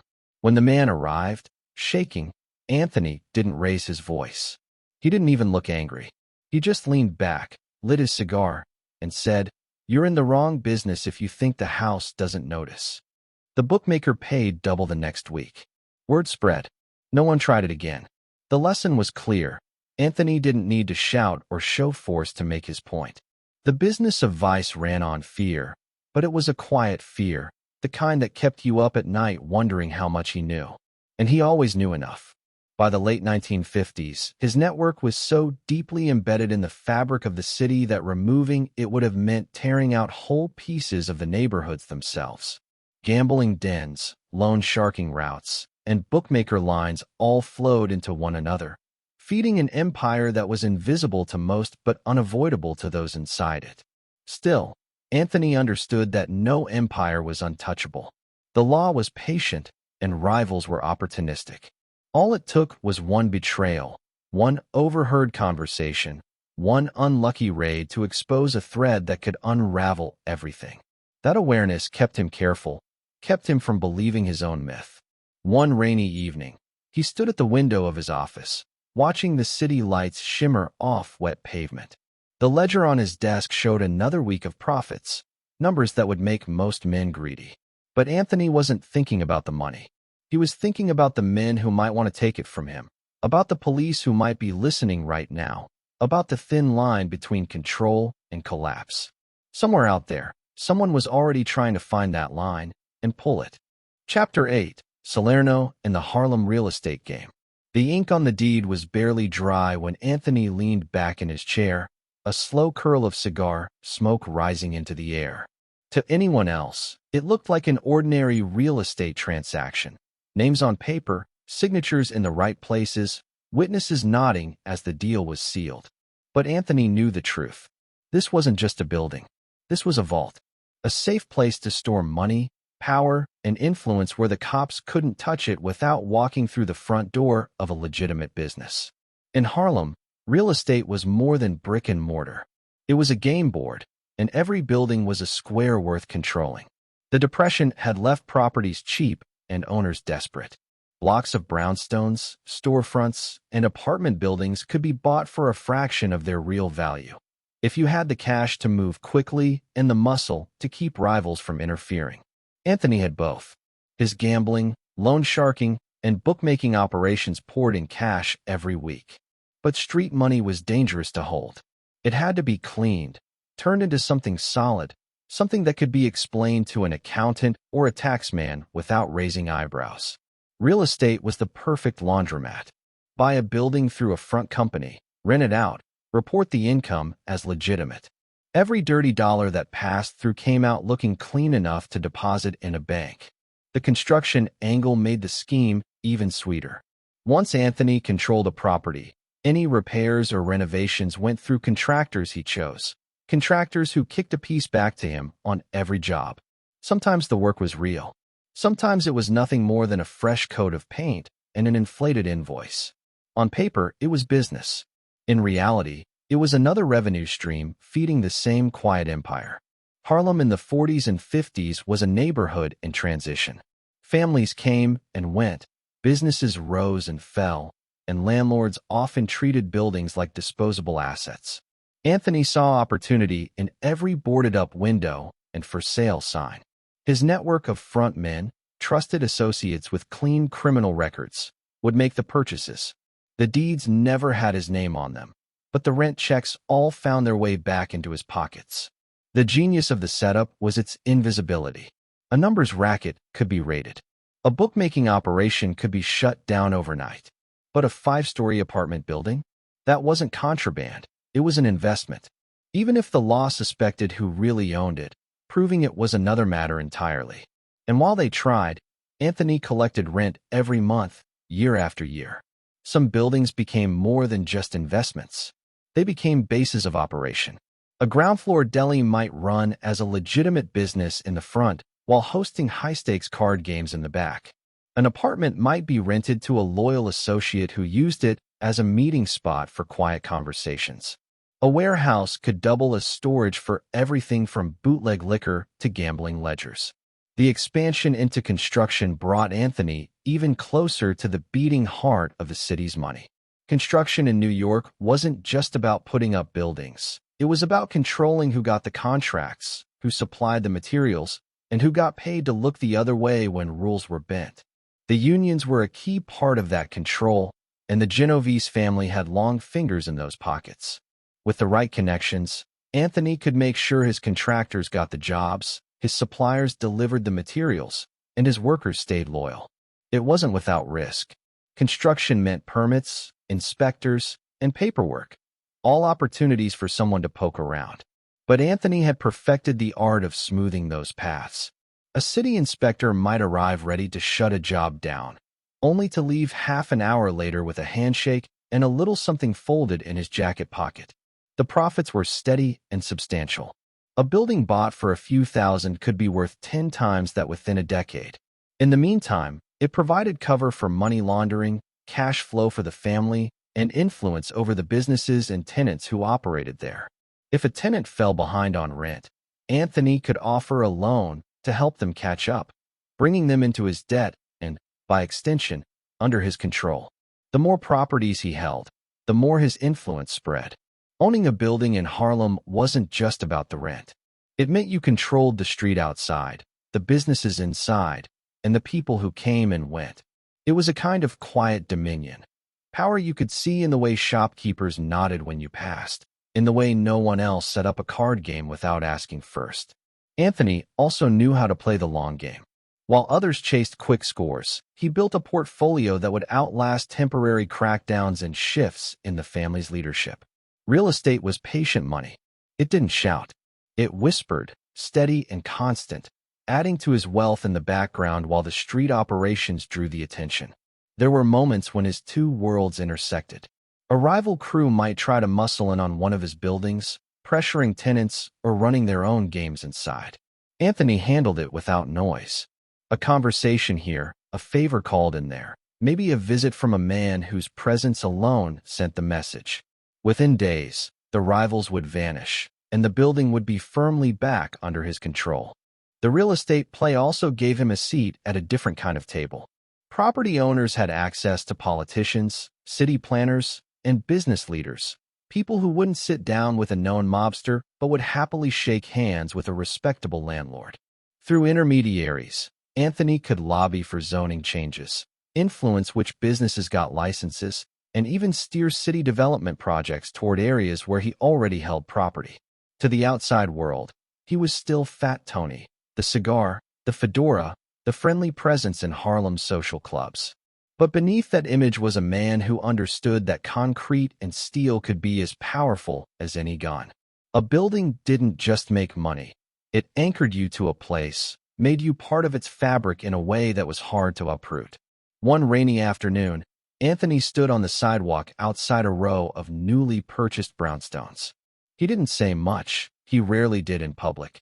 But there was a satisfaction in the way he watched the water run down the brick, in the way he glanced up at the windows like a man inspecting his kingdom. A passing neighbor tipped his hat. Anthony nodded back, and in that brief exchange, both men understood who really owned the street. But with every new acquisition, the stakes grew higher. More buildings meant more attention, from jealous rivals, from city officials curious about the sudden wave of purchases, from law enforcement piecing together a puzzle they couldn't quite finish. For years, Anthony had kept his hands clean in the eyes of the law. The deeds weren't in his name. The money trails were blurred. But the more his empire expanded, the more fragile that invisibility became. Late one night, he sat in his office going over a list of properties and renovation projects. The ledger showed profits climbing year after year, but the weight of it was heavier than the numbers. Every property was another point of exposure, another potential crack in the wall he'd built around himself. Still, he wasn't about to slow down. The real estate game was too good, too clean, too profitable to walk away from. And as long as the buildings stood, so would his influence. What he didn't know was that somewhere, in a small office downtown, a task force was already tracing the paper trails, slowly, methodically, waiting for the day they could put his name on one of those deeds. That day wasn't here yet, but it was coming. Chapter 9, The Quiet Boss Theory. The first time someone called him the Quiet Boss, Anthony barely reacted. He just lit his cigar, leaned back in his chair, and let the words hang in the smoke between them. He knew what it meant, and he knew better than to acknowledge it out loud. In the world he lived in, labels could be dangerous. But in the silence of that moment, with the hum of conversation muffled by the thick walls of the social club, Anthony understood the truth. Sometimes the man who spoke the least held the most power. The 1950s were a time when shadows had their own hierarchy. At the very top of Anthony's world sat Vincent Genovese, a man whose name alone could tilt the balance of power across New York's 5 boroughs. Genovese was ruthless, calculated, and relentless in consolidating his control over the family that now bore his name. Most men under him played one role or another: earner, enforcer, messenger, or scapegoat. Anthony played something more subtle. He was the man Genovese could count on to keep the Harlem rackets profitable, the loans flowing, the gambling steady, all without the kind of noise that brought heat from the cops or headlines from the press. Being close to Genovese was a privilege and a risk. The man inspired loyalty, but he also inspired fear. Those who failed him didn't get second chances. They just stopped appearing in the world. Anthony had seen it happen enough to know that working for Vito meant living under an unspoken rule. Your usefulness was your only protection. He made sure he was useful every single day. He wasn't just delivering money. He was delivering results. Harlem's gambling and loan sharking operations were steady rivers of cash flowing into the family's coffers. He kept the flow smooth, predictable, insulated from police raids and rival incursions. When a dispute arose, he handled it without fanfare. When an opportunity presented itself, he seized it before anyone else could. In a business where volatility was the norm, Anthony's consistency became his currency. That's where the quiet boss theory began to take shape. The idea was simple but powerful: control without visibility. Let someone else's name be in the papers. Let someone else take the bows at the front of the stage. Meanwhile, you're behind the curtain, adjusting the lights, deciding which act plays next. For Anthony, Genovese's reign provided perfect cover. Everyone knew Vito was the boss. Few paid attention to the man ensuring the Harlem branch of the empire ran without a hitch. The more reliable Anthony proved himself, the more Genovese leaned on him. He wasn't a consigliere in title, but his advice carried weight in meetings. He had a knack for reading people, sensing whether a promise was genuine or a lie wrapped in charm. In sit-downs, he was rarely the loudest voice, but when he spoke, the room adjusted to hear him. That kind of presence couldn't be faked. It was earned through years of knowing when to push and when to pull back. And while Genovese's name drew the eyes of law enforcement, Anthony stayed low on the radar. Detectives might have known he was important, but without direct evidence tying him to orders or violence, he remained an elusive target. This invisibility allowed him to operate with a freedom that more visible figures couldn't. He could visit a Harlem club one night and a Bronx restaurant the next without triggering the same level of surveillance that trailed higher-profile bosses. He also built his own network inside the family, not a rival faction. Anthony wasn't foolish enough to challenge Genovese's authority, but a web of loyalty that ensured he had eyes and ears everywhere his money touched. Runners, collectors, business owners, even a few well-placed union men. They all knew that looking out for Anthony meant their livelihood stayed safe. He didn't buy loyalty with fear alone. He bought it with reliability. If you worked for him, you got paid on time. If trouble came, it was handled quickly. There was an art to keeping his ambitions hidden in plain sight. The real danger in the mob wasn't necessarily law enforcement, it was jealousy. Men who climbed too fast or seemed too eager often found themselves cut down before they could reach the top. Anthony's genius was in making his ascent look like standing still. From the outside, he was just holding Harlem steady, doing what he'd always done. Inside, he was quietly consolidating influence, weaving connections across boroughs, and ensuring that when the time came for a shift in leadership, his position would be unshakable. The quiet boss theory also meant letting others think they were the ones making decisions. Anthony had a way of framing suggestions so that they landed like ideas the other man had thought of himself. In negotiations, he'd ask the kind of questions that steered the conversation exactly where he wanted it to go. This subtlety kept him out of unnecessary fights and in the good graces of men whose tempers could scorch an entire operation. It wasn't all smooth sailing. The 1950s were turbulent years for the mob. Law enforcement was becoming more organized, and political pressure to crack down on organized crime was mounting. High-profile figures in other families were being hauled in on RICO charges or exposed in the press. Genovese himself would eventually face legal troubles that threatened his grip on the family. Through it all, Anthony kept his head down and his operations clean. Not morally clean, but operationally clean. Every racket he touched was insulated by layers of intermediaries. If the law wanted him, they'd have to wade through a swamp of false leads and shell companies. The trust between him and Genovese deepened over the years. There were stories, never confirmed, always whispered, that Anthony had been the deciding voice in disputes that could have fractured the family. He wasn't just managing money, he was preserving stability. And in the Mafia, stability was as rare and valuable as gold. Still, there was a cost to being that close to power. Every conversation with Genovese carried an unspoken reminder that loyalty could only be proven by action. Anthony lived with the awareness that one mistake could erase years of service. He had seen too many men vanish, their names spoken only in past tense, to believe he was immune. This awareness sharpened his instincts, kept him cautious when others grew reckless. It also made him think about the future. Genovese wouldn't rule forever. Sooner or later, someone else would sit in the big chair. Anthony was positioning himself to be indispensable to whoever that would be. The man in the shadows today could be the man everyone turned to tomorrow. He didn't need to be crowned boss to wield a boss's influence. The real prize was to be untouchable, to be the one nobody dared move against, because moving against him meant breaking the machine that made them all rich. There was one evening, late in Genovese's reign, when Anthony left a meeting and paused on the steps of the club, his cigar glowing in the night. He knew the streets outside were full of eyes, some loyal, some watching for weakness, some wearing badges. He adjusted his fedora, took a slow drag, and thought about how the game had changed since his early days running errands. The stakes were higher now, but the rules were the same. Stay useful, stay quiet, and never forget who's watching. And in that quiet moment, as a black sedan rolled slowly past, Anthony wondered if the day would come when he wouldn't have to stand in anyone's shadow at all. Chapter 10.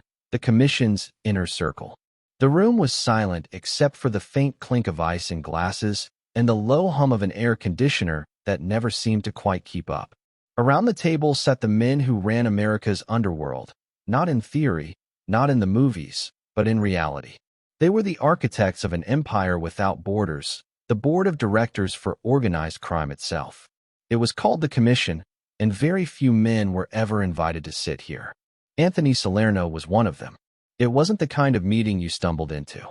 Every chair was earned over decades, paid for in loyalty, money, and blood. The men at this table weren't soldiers. They weren't even just bosses.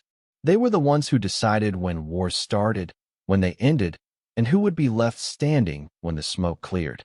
This was where the fate of entire families could be sealed with a nod. And in this room, Anthony wasn't just Harlem's quiet kingmaker. He was the voice of the Genovese crime family.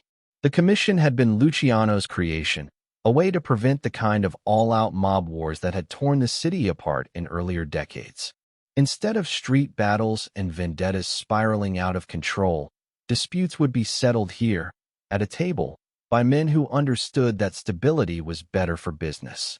It was organized crime's version of a Congress, except there were no cameras, no speeches, and no votes anyone outside the room would ever see. Anthony's presence here was both a recognition and a responsibility. To sit at the commission meant you carried your entire family's weight on your shoulders. You were expected to defend its interests, broker its alliances, and protect its secrets. And if you failed, you didn't just lose your seat, you risked losing your life. His rise to this position had been slow, deliberate, and almost invisible. While other mobsters fought for the spotlight, Anthony had built his reputation as the man who could deliver results without drawing attention. The Harlem rackets ran like clockwork. The real estate ventures churned out clean money. The loans, the gambling, the bookmaking, all fed into the Genovese machine without the kind of trouble that made headlines. That steadiness, that predictability, made him invaluable to the men above him. In the commission meetings, Anthony rarely spoke first. He'd listen, studying each man as they talked, weighing their words against their body language, watching for the small tells that revealed their true positions. Then, when he did speak, it was in that calm, measured tone that made people lean in. He didn't waste words. If he said something should happen, it was because he'd already thought through the angles. The topics on the table could be as small as who got to run a single card game in Brooklyn, or as big as whether an entire crew in another city should be sanctioned or wiped out. Territory disputes, labor union infiltration, casino deals in Las Vegas, narcotics routes that stretched across oceans. The commission decided it all. Anthony's role was to make sure that whatever was decided, the Genovese family came out ahead, or at the very least, came out unscathed. There was power in this seat, but it was a dangerous kind of power, like holding a loaded gun with no safety. Every agreement you made could shift alliances. Every favor you granted could turn into a debt someone expected you to pay back. Anthony navigated it with the same strategy he used on the streets: patience, subtlety, and never letting anyone see his full hand. Being on the commission also meant dealing with men whose egos could fill the room. Bosses from other families weren't shy about pushing their agendas, and some thrived on intimidation. Anthony didn't bite. He understood that in this setting, the man who kept his cool often won more ground than the one who pounded his fist. In the rare moments when he did push back, it carried weight precisely because it was rare. He also knew the commission's unity was more fragile than it looked. Old grudges simmered under the surface. A disagreement over a construction contract could resurface years later as resistance to an unrelated proposal. Trust here was transactional. Respect was conditional. You could be a kingmaker one year and an outcast the next if you backed the wrong play. Anthony's advantage was that he'd never been reckless.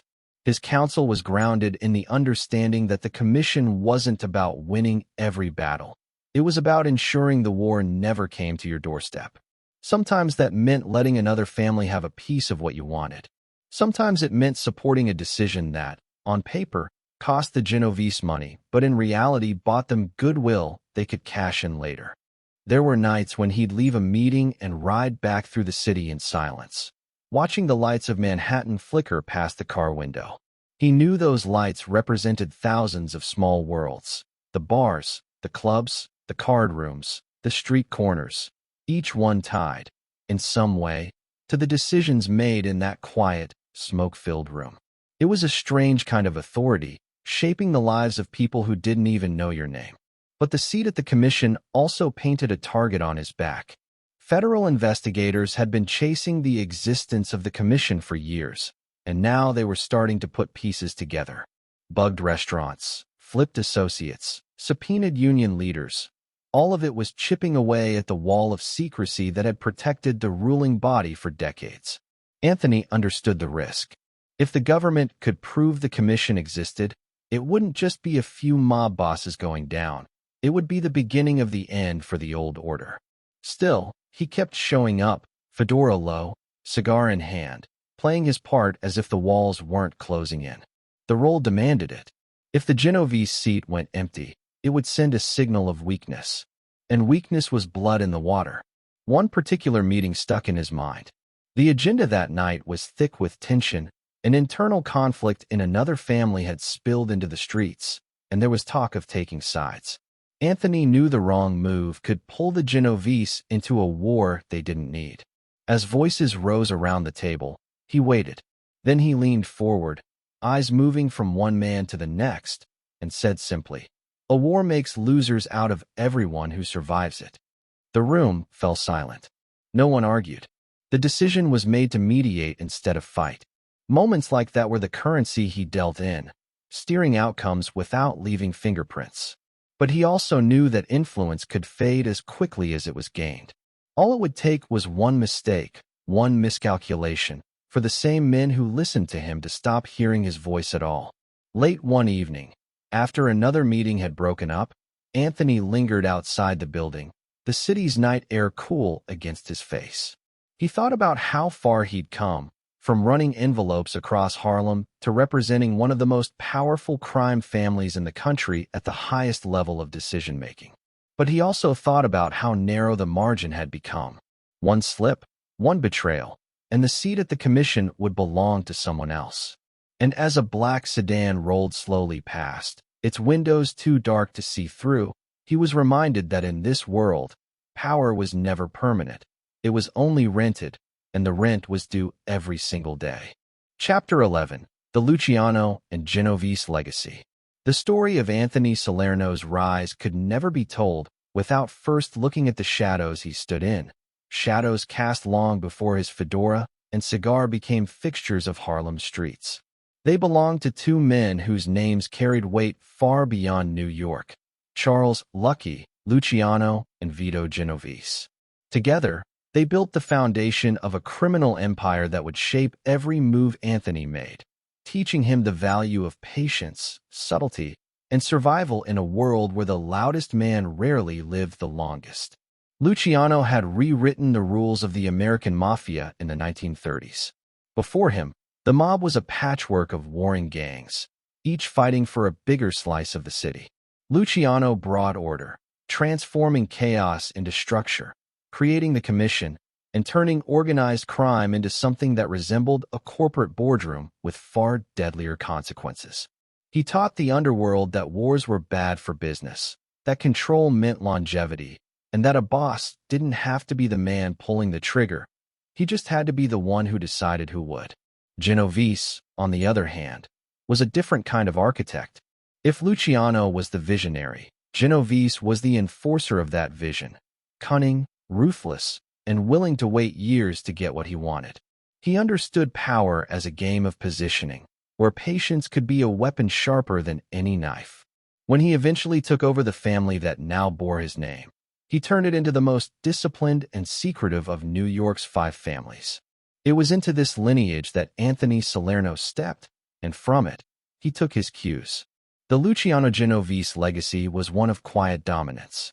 Unlike bosses in other families who courted attention with flashy cars, high-profile parties, and tabloid headlines, the Genovese leadership favored invisibility. They believed that a true boss stayed in the background, letting others take the blows and the heat. In that world, Anthony's natural inclination for keeping a low profile wasn't just an asset. It was a philosophy perfectly aligned with the family's DNA. From his earliest days in the Harlem rackets, Anthony absorbed the lessons those before him had lived and bled for. Luciano's insistence on organization showed him the value of building systems, networks of gambling, loans, and real estate that could run almost on their own. Genovese's mastery of subtlety reinforced the need to avoid unnecessary exposure.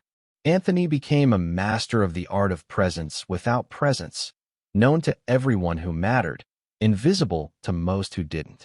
He saw what happened to the bosses who couldn't resist the spotlight. Joe Colombo's public rallies, John Gotti's tailored suits, and tabloid swagger. Men like that drew headlines, but they also drew the relentless attention of law enforcement. In the Luciano Genovese tradition, that kind of attention was poison. The goal wasn't to be famous, it was to be permanent. And permanence came from staying in the shadows. That didn't mean Anthony lacked influence. If anything, it meant his influence was more potent. He was rarely photographed, and when he was, it was usually on a sidewalk, cigar in hand, looking more like a retired businessman than a mob powerhouse. But behind that image, he was deeply embedded in the machinery of the family, advising, brokering deals, keeping the Harlem rackets humming, and maintaining the kind of stability that other families envied. Inside the Genovese organization, there was a culture of misdirection. The real boss might not be the one everyone thought it was. Titles could be misleading, and roles could shift quietly without public acknowledgement. It was a shell game designed to confuse law enforcement and rival families alike. Anthony learned to navigate that system with precision, understanding that sometimes it was safer to be perceived as second in command, or even just a high-level earner, than to be recognized as the man calling the shots. His ability to blend into the background made him an ideal representative when delicate matters arose. He could attend meetings with other families without inflaming tensions, negotiate over disputed territories without appearing to be flexing muscle, and relay decisions from the top without ever revealing how much authority he actually carried. Luciano's and Genovese's legacies also shaped Anthony's view of loyalty. In their world, loyalty wasn't about emotion, it was about utility. As long as you were useful to the family, you were protected. The moment you became a liability, no history or friendship could save you. Anthony lived by that code, and it kept him disciplined. He never assumed his position was permanent. Every week's earnings, every problem solved, every deal brokered was a fresh proof of value. It wasn't just the principles he inherited from them. It was also the paranoia. Luciano had been betrayed and imprisoned. Genovese had been forced into exile and later faced his own legal battles.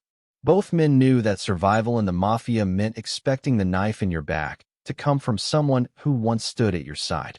Anthony carried that lesson with him, which is why he kept his inner circle small and his trust even smaller. This caution extended to his dealings with law enforcement. He knew the Genovese family's reputation as the most difficult to penetrate wasn't luck, it was strategy. Fewer recorded conversations, fewer flashy operations, more layers between the boss and the street-level crimes. Anthony never used a phone for sensitive matters. Meetings happened face-to-face, in places where a stranger would stand out instantly. He didn't just avoid trouble, he made trouble avoid him. Yet, despite the shadows he preferred, Anthony was no ghost within the organization. His Harlem empire was a critical artery in the Genovese financial system, and his relationships with other heavyweights in the family, men like Vincent Gigante and Matthew Ianiello, gave him influence beyond his own territory. He was part of the quiet architecture that kept the Genovese family stable even when other families fell into chaos. The low profile also gave him resilience. When law enforcement cracked down on the commission in later years, the men who had built public reputations were easy targets. Anthony's name came up, but his record of staying out of the limelight made the cases harder to build. Even when he eventually faced serious charges, prosecutors struggled to tie him directly to the day-to-day crimes that funded the family. Still, Anthony knew invisibility had its limits. As the years went on, surveillance technology improved, informants became bolder, and the law learned to look past the flash to find the men like him, the ones whose power was disguised as modesty. It was only a matter of time before they turned their full attention to him. One afternoon, years into his reign as Harlem's quiet ruler, Anthony sat in a corner booth of a small Italian restaurant, sipping espresso while two younger associates discussed business. He didn't interrupt. He didn't need to. When the conversation drifted toward a risky move that could attract unwanted attention, Anthony simply shook his head once. The younger men fell silent, then steered the discussion back to safer ground. That single gesture said everything about his authority. It was quiet, understated, but absolute. The Luciano and Genovese legacy wasn't about building an empire overnight. It was about building one that could last decades, surviving shifts in leadership, law enforcement crackdowns, and generational changes in the underworld. Anthony had embraced that philosophy completely. It had kept him alive, kept him wealthy, and kept him at the table where decisions were made. But the same legacy that had protected him for so long carried a hidden weight. The Genovese family's strength lay in secrecy, yet secrecy could become isolation.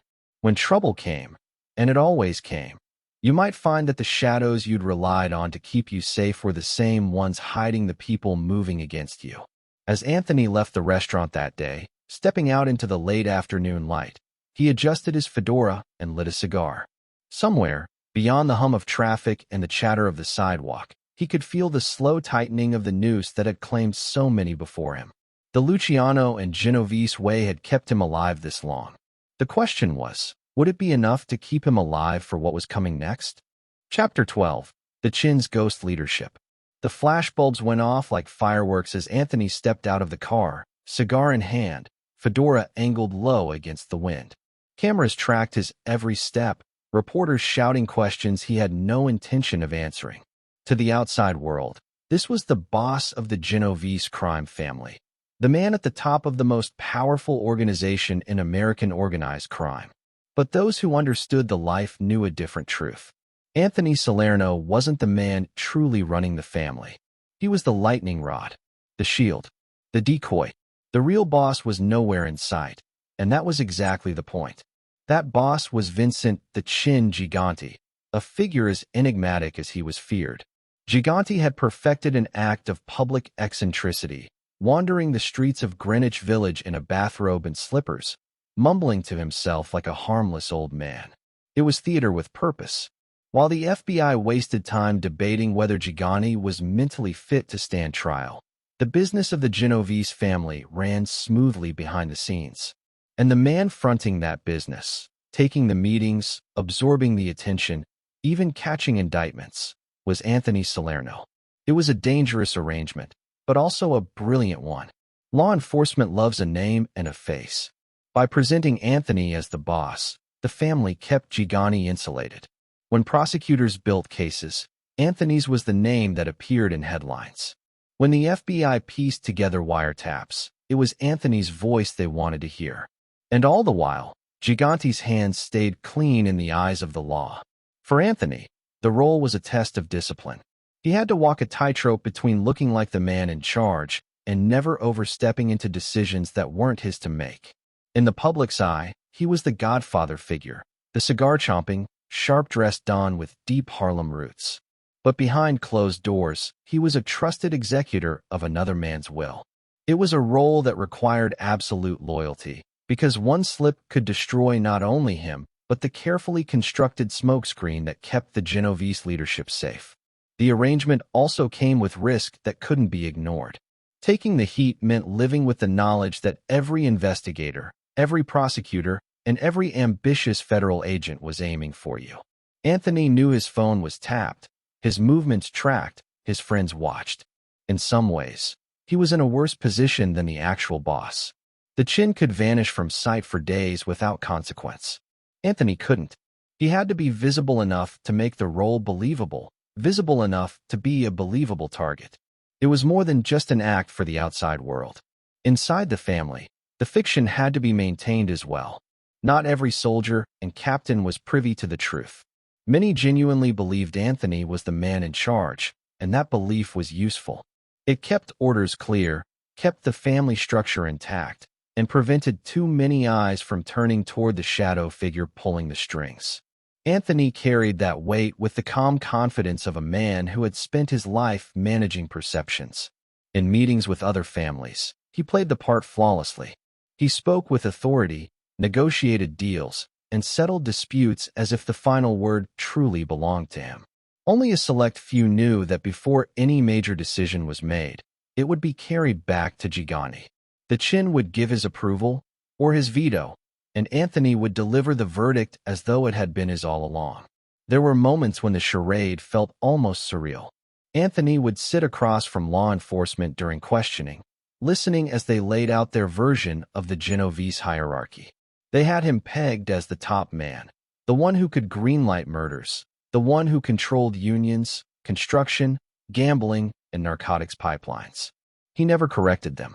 He just sat there, letting the myth harden into fact in their minds. The more convinced they were, the safer Gigante remained. The strategy wasn't new. Organized crime had long used front bosses to protect the true leadership. But in the Genovese family, the tactic was perfected. It was more than a shield. It was a carefully managed illusion, one that required the front man to be formidable enough to command respect, but pragmatic enough to accept that ultimate authority rested elsewhere. Anthony fit that mold perfectly. He also understood the personal stakes. In this life, being perceived as the boss came with a target on your back from more than just the law. Rival families, ambitious captains, even your own soldiers could see you as a threat if they thought removing you would benefit them. Anthony managed it by avoiding unnecessary provocations. He didn't flaunt his role. He didn't throw his weight around where it wasn't needed. Instead, he cultivated the image of a steady hand, a man who kept business running and avoided unnecessary wars. The Chin's ghost leadership allowed the Genovese family to avoid the kind of chaotic power struggles that had torn apart other families when their bosses were jailed or killed. With Gigante in the shadows and Anthony in the spotlight, there was continuity. No one needed to fight over the top spot because, as far as the world was concerned, it was already occupied. Still, the arrangement demanded constant vigilance. The FBI wasn't blind to the possibility that someone else might be pulling strings. Agents whispered about Gigante's potential role, but without proof, they couldn't make a case. Every time they leaned too close to the truth, the family shifted the narrative. Anthony would make a public appearance, attend a high-profile wedding, or be seen meeting with other bosses. Anything to reinforce the idea that he was the one in charge. One of the most delicate parts of the act was handling situations where Anthony's personal interests and Gigante's directives didn't align. It happened rarely, but when it did, Anthony knew the answer had to go the Chin's way. That kind of restraint was rare in the mob, where ego could be as deadly as a bullet. Anthony's ability to suppress his own ambitions for the sake of the larger strategy was part of what made him indispensable. The danger in the role grew as the 80s approached. Law enforcement was becoming more sophisticated, using RICO statutes to go after the very structure of organized crime. The Commission case, the FBI's bold attempt to take down the Mafia's national leadership, was already in motion. Anthony's position as the supposed boss of the Genovese family made him a prime target. He was in the crosshairs for the biggest case the government had ever built against the mob. The irony was almost poetic. The entire point of making Anthony the public boss was to protect the real one. Now, the FBI was preparing to throw its full weight against him, convinced they were cutting off the head of the snake. In truth, the head was still in the shadows, watching. And if Anthony fell, the machine would keep running. But Anthony had always known the risks. Playing the front man was like standing in front of a firing squad with the hope that some of the bullets would miss. He was willing to take that chance because he believed in the system they had built, a system where the family's survival outweighed any one man's safety. One late night, after a long meeting in a Harlem social club, Anthony stepped outside into the quiet. The street was empty, the city's hum softened by the hour. He lit a cigar, the glow briefly illuminating his face, and thought about the strange reality of his life. In the eyes of the world, he was the king. In the eyes of the family, he was the shield. And somewhere out there, in an apartment across town, the real king was probably sitting in his bathrobe, sipping coffee, and smiling at how well the game was still being played. But Anthony also knew games don't last forever. Eventually, someone calls the bluff. And when that day came, the question was whether he would still be the shield or the sacrifice. Chapter 13, Havana, Vegas, and beyond. The sea breeze off the Malecon carried the smell of salt and rum, drifting into the open-air casino like a whispered promise. It was the late 1950s, and Havana was a gambler's paradise. Bright lights, endless liquor, and no shortage of ways to lose your money. On the gaming floor, roulette wheels spun, dice tumbled, and American dollars passed hand to hand faster than the dealers could count. And somewhere beyond the smoke and the music, in a private room where the doors stayed shut to the public, Anthony Salerno was making sure that a quiet slice of it all found its way back to the Genovese family in New York. The public saw the glamour: Cuban showgirls, American high rollers, mob-connected celebrities holding court in the bars. But behind the scenes, Havana was a machine. Every card flipped, every bet placed, every drink poured was part of an operation that tied the island's booming casino industry directly to the American Mafia. Salerno wasn't the flashiest player in that world. He didn't need to be. His value was in connections, linking Harlem's steady cash flow to ventures far beyond New York's borders. For the Genovese family, Havana was more than a vacation spot. It was a cash cow with a steady stream of wealthy Americans eager to gamble in a place where the rules were looser, the drinks stronger, and the eyes of U.S. law enforcement couldn't easily follow. Salerno's role was to make sure that the right casinos were backed by the right money, managed by the right people, and protected by the right politicians. It was a delicate balance. Too much interference, and the locals would push back. Too little, and rivals would move in. His trips to Cuba were never about leisure. They were about tightening control. In smoke-filled meetings in hotel suites, he'd sit with other mob representatives, discussing which casinos would get fresh capital, which suppliers would handle the liquor, and how the skim, the untaxed, unreported cut taken before profits were declared, would be divided. That skim, moved quietly through trusted couriers and offshore accounts, fed back into the Genovese coffers in New York. The arrangement worked beautifully, until it didn't. In 1959, Fidel Castro's revolution swept through Cuba, and the new regime declared war on the mob's casino empire. Tables were overturned, slot machines smashed, and the American mob's golden playground vanished almost overnight. For some, it was a crushing loss. But Anthony had already been looking west, toward a desert city that was beginning to glitter under neon lights: Las Vegas. Vegas was different from Havana. It wasn't an island escape. It was an empire in the making. The casinos were bigger, the money larger, and the oversight, well, officially it was stricter, but in reality it was just another system to be worked. The Genovese family, like the other New York families, had a stake in the action through skimming operations, quietly pulling cash before it ever touched the books. Anthony's Harlem fortune gave him leverage. He could back ventures in Vegas without emptying his own pockets, spreading the risk while keeping a share of the reward.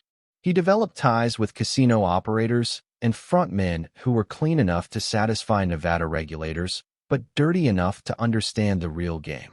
Through these partnerships, Salerno helped channel Genovese money into legitimate casino floors while ensuring that the unofficial profits flowed back east. The key was invisibility. In Vegas, the law had begun watching mob involvement more closely, especially after high-profile hearings and exposés. Salerno's name was rarely attached to anything directly. He was the man behind the curtain, pulling strings through intermediaries, keeping the cash moving without leaving fingerprints. Where some mobsters saw Vegas as a stage to flaunt wealth, Anthony treated it like a vault, somewhere to store, multiply, and quietly retrieve the family's assets. The reach didn't stop there. From Vegas, the web extended to other lucrative gambling hubs: illegal casinos in the Caribbean, betting operations in South America, even quiet interests in European resorts. Salerno's skill was in finding the seams between legitimate enterprise and criminal opportunity, then stitching them together so seamlessly that they looked like part of the same fabric. Gambling wasn't just about the money, it was about influence. The men who controlled the casinos controlled the flow of cash that could finance everything from political campaigns to union takeovers. Anthony understood that if you held the purse strings, you could pull any number of other strings without ever appearing to move. A well-placed investment could buy protection from raids, secure lucrative contracts, or keep an inconvenient investigation from gaining traction. But the farther the reach, the greater the risk. International ventures meant international scrutiny, and while most foreign governments were more interested in tax revenue than in the moral character of their investors, the United States government was another matter entirely. Federal agencies were beginning to track not just the operators on the casino floor, but the silent partners in the shadows. Salerno's low profile shielded him, but every new deal created another thread that could be traced back if someone knew where to look. One evening in Vegas, Anthony stood at the edge of a casino floor, the air alive with the clatter of chips and the metallic jingle of slot machines. He watched the players, tourists chasing dreams, high rollers betting fortunes on the turn of a card, dealers keeping the games moving like clockwork. Somewhere among them, a pit boss he trusted was making sure the right amount of cash disappeared before the count. Anthony took a slow draw from his cigar and thought about Havana, about how quickly paradise had been lost. Vegas was different, but it wasn't untouchable. Nothing ever was. The lesson of Havana had stayed with him. Never let all your money sit in one place. Diversify. Keep a piece here, a piece there, and always make sure you can walk away with enough to start again if the ground shifts under your feet. It was the kind of thinking that made him not just a survivor, but a builder, someone who could take a hit and still keep the empire growing. The connections he forged through gambling ventures weren't limited to other mob figures. There were businessmen who would never admit, even to themselves, how close they were to the underworld. There were politicians who smiled for the cameras while quietly approving zoning changes and construction permits for mob-connected casinos. There were union leaders who made sure the right men got hired for the right jobs, no questions asked. For Anthony, each of these relationships was a piece on the board. Together, they formed a network that reached far beyond the boundaries of Harlem. Money was the glue, but loyalty, bought or earned, was the real foundation. The gamblers in Vegas and the investors in the Caribbean might never meet, but their fortunes flowed through the same invisible channels, converging in the hands of men like Salerno. By the late 1970s, his influence in the gambling world had become a key pillar of the Genovese family's power. Harlem's street-level rackets still produced steady income, but the real growth came from ventures that crossed state lines and international borders. Anthony had become not just a caretaker of the family's money, but one of its most trusted architects. Still, the bigger the network, the more vulnerable it became. Federal investigators were no longer just targeting the visible mobsters. They were tracing financial trails, digging into casino ownership records, and leaning on business partners who looked clean but weren't built for the kind of pressure the mob could withstand. Salerno knew the walls were inching closer, but like always, he played the long game. He understood that in gambling, as in life, you couldn't win every hand. The trick was to make sure that when you lost, you were still in the game. And in this game, the stakes weren't just money. They were survival. Somewhere in a backroom far from the casino floor, a new deal was already being discussed. A venture that would push the Genovese reach even further into territory that promised bigger profits and bigger risks. Anthony listened, nodding, his mind already working through the angles. Because if Havana had taught him anything, it was that the next paradise could be just around the corner. And so could the next revolution. Chapter 14, Political and Police Influence. It was a winter night in the Bronx when the knock came. Not the kind of knock that meant trouble, but the kind that meant protection had arrived. A plainclothes detective stepped inside the back room of the club, shook off the cold, and hung his hat on a hook near the door. No words about why he was there. No questions about who was in the room. Just a nod, a handshake, and a quiet envelope slid across the table. That was how Anthony Salerno kept his world spinning, without sirens, without courtrooms, without headlines. For Fat Tony, influence wasn't just something you flaunted. It was something you built, brick by brick, favor by favor. He understood early on that in New York City, power didn't just live in the streets. It lived in City Hall, in police precincts, and in the quiet corners of government offices where the public never looked. If you wanted your operations to survive, you had to make sure the people with the power to stop you had every reason not to. Sometimes that meant cash, simple, untraceable, and effective. A detective's monthly envelope, a politician's campaign donation, or a judge's discreet gift could tilt the scales just enough to make a problem vanish. Other times, it wasn't about money at all. It was about relationships. A city councilman whose cousin owed Salerno money could suddenly find himself with that debt forgiven. in exchange for a zoning change that allowed a mob-connected construction project to move forward without delay. Salerno's Harlem gambling empire, his loan sharking rackets, even his forays into real estate, they all depended on a network of men in suits and uniforms who looked clean to the public but were deeply invested in keeping him happy. To outsiders, it might seem like bribery was a one-way street, but in Salerno's world it was a dance. Each side needed the other. The mob needed the shield of authority. The authorities needed the steady flow of favors, gifts, and quiet campaign help. He didn't have to strong-arm these connections. In fact, intimidation was the last thing he wanted. Fear could make someone cooperate once. Loyalty, or at least mutual benefit, could keep them in your corner for years. That was the secret. Fat Tony didn't just buy influence. He cultivated it. He made the people in his network feel like they were part of something that protected them as much as it protected him. There were precinct captains who would tip him off before a raid, giving him just enough time to clear out any incriminating evidence. There were beat cops who'd turn a blind eye to his bookmaking joints in exchange for a little extra in their Christmas envelopes. There were politicians who'd publicly condemn organized crime in speeches, then quietly attend Salerno-hosted dinners where deals were made between bites of pasta. And the system worked both ways. When a friendly cop's kid needed a job, Salerno made sure the union found a place for him. When a political ally's brother-in-law got in over his head with a loan shark, the debt was forgotten without a word. Every favor paid was an investment. Every smile at a private table was a brick in the wall between Salerno and the law. Of course, influence at that level wasn't without risk. One loose tongue could bring the whole arrangement into daylight. So he was careful, painfully careful, about who knew what. Names were rarely spoken aloud.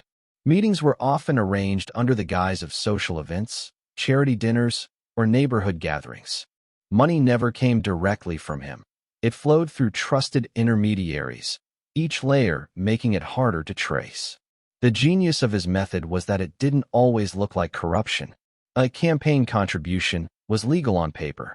A charitable donation to a community cause could be written off on taxes. Even a police precinct receiving new equipment through a private benefactor could be explained as generosity from a local businessman. And in a way, it was true. Salerno was a local businessman, just one whose business happened to be built on gambling dens, Shylock loans, and construction deals backed by the Genovese family. The arrangement made him untouchable for years. Federal agents could suspect, investigators could whisper, but without someone inside his wall of protection willing to talk, there was nothing to build a case on. He became a master of the invisible shield, the kind that didn't come from hiding in the shadows, but from standing in plain sight while no one dared move against him. But influence is a living thing. It has to be fed, maintained, and expanded. A politician who'd been in your pocket for 10 years could lose an election. A police captain might get promoted out of your district, or replaced by someone who wasn't yet friendly. Salerno understood this better than most. He was always looking for the next connection, the next young detective who could be brought into the fold, the next up-and-coming councilman whose career could quietly be built on mob-backed support. In private conversations, Salerno sometimes compared influence to a fishing net. You didn't need every single knot to be tied to you directly, but you needed enough of them in the right places so that when the net was pulled tight, you were still the one holding the rope. That was how you caught opportunities and how you trapped problems before they slipped away from you. The most important part of that net was trust. Not trust in the moral sense. These were men who would sell you out in a heartbeat if the price was high enough or the threat big enough. But trust in the sense that they believed you could protect them as well as they could protect you. If that illusion ever cracked, the whole thing could unravel. One night in the late 1970s, Salerno sat in a quiet corner of an Italian restaurant in the Bronx. Across from him was a state assemblyman, pale and nervous, nursing a glass of wine. The politician's campaign was in trouble. His opponent had money pouring in from somewhere, and the polls were slipping. Salerno listened, nodding slowly, before telling him not to worry. Within a week, new campaign ads appeared, new donations came in, and the assemblyman's opponent started facing sudden zoning and permit issues that slowed his momentum. By election day, Salerno's man had won. The price? Not money, not yet. Just a reminder that he now owed more than gratitude. This was how Fat Tony stayed ahead of the law for decades. Every cop, every politician, every small-time city bureaucrat who owed him a favor was another barrier between him and a subpoena. It wasn't absolute protection, no shield ever is, but it was enough to make him one of the hardest men in America to touch without a small war breaking out behind the scenes. Still, even the most carefully built walls can develop cracks. Federal law enforcement was changing. New laws made it easier to prosecute organized crime, and new investigators were trained to dig deeper, follow the money longer, and look for patterns instead of just crimes. Salerno's wall wasn't falling, but somewhere in the distance, he could hear the sound of hammers tapping against it. In his mind, he weighed his next move. Expand the network even further? Tighten it to keep it from leaking? Or start shifting assets into places where even the law couldn't reach? Every option carried a cost, and every decision left a trail, no matter how faint. Because the truth was, influence was never permanent. It could be bought, built, and maintained, but it could also be stripped away in an instant if the wrong person decided the game was no longer worth playing. And somewhere, quietly, someone was already deciding. Chapter 15. The 1970s, Peak Power. It was a hot summer night in Harlem, the kind where the air hung heavy and the streets stayed awake long after midnight. In the back room of a dimly lit social club, the chatter was low, the card game steady, and the smell of cigars curled toward the ceiling like lazy ghosts. At the center of it all sat Anthony Salerno, leaning back in his chair, cigar in hand, fedora tilted just enough to shadow his eyes. He didn't have to raise his voice. He didn't have to make threats. The room revolved around him without a word being spoken. By the 1970s, Fat Tony wasn't just another name in the Genovese family. He was the name. The man you went through if you wanted something done in Harlem, the Bronx, or beyond. On paper, he was the family's front boss, the visible face of one of the most powerful mafia organizations in America. In reality, he was the public mask, smooth, confident, and untouchable, while others, like Vincent the Chin Gigante, kept their hands deeper in the shadows. But don't let that fool you. Salerno wasn't just a figurehead. His grip on Harlem's rackets was absolute. Gambling joints, numbers operations, sports betting parlors, they all fed into his empire. Money moved through those streets like water in a hidden canal system, flowing quietly into his pockets while keeping the neighborhoods alive with a kind of electric tension. Everyone knew where the power sat, even if they didn't say his name aloud. The 70s were good to him. The city was in chaos, financial crises, strikes, and crime waves, and chaos was a gift to men like Salerno. When the city was desperate, the mob could step in to solve problems, and for the right price, the problems stayed solved. This was especially true in construction, where Salerno's influence over unions was a golden lever. In the construction world, unions were the gatekeepers. If a project needed workers, the union decided who showed up. If a delivery needed unloading, the union decided when it happened. If a builder wanted to avoid delays, accidents, or costly mistakes, they knew where to send an envelope. Salerno understood this better than most. He positioned himself where he could whisper into the right ears, making sure work flowed smoothly for those who paid, and ground to a halt for those who didn't. A construction site might seem far from the world of mob intrigue, but to Salerno, it was a battlefield in its own way. Every crane that rose above the skyline, every concrete pour, every building inspection, those were opportunities. Jobs meant contracts. Contracts meant vendors. Vendors meant kickbacks. And if the numbers were right, the same crew pouring cement could also be carrying envelopes back to Salerno's people. Behind the scenes, he was building a delicate balance between the street rackets and the white-collar rackets. Harlem's numbers game kept cash flowing fast and steady, but the union and construction schemes brought legitimacy, or at least the appearance of it. That was the beauty of it. To the outside world, Fat Tony could be presented as a businessman, someone who dealt in contracts and real estate, while beneath the surface, the same deals kept the mob's pockets full. Those who knew him well saw that his power wasn't just in what he controlled, it was in how he controlled it. Salerno had patience. He could sit on an opportunity for months, even years, until the timing was perfect. And he didn't always come at you head-on. If someone resisted paying tribute or refused to work within his suggested guidelines, their life didn't explode in violence overnight. Instead, it unraveled slowly. A shipment would get lost. A union meeting would drag on for hours without resolution. A permit would be mysteriously delayed. By the time the victim realized what was happening, they were already tangled in a web only Salerno could untie. In this era, he mastered the art of being present without being exposed. He was the man in the corner of the restaurant who everyone knew, yet no one dared to approach without an invitation.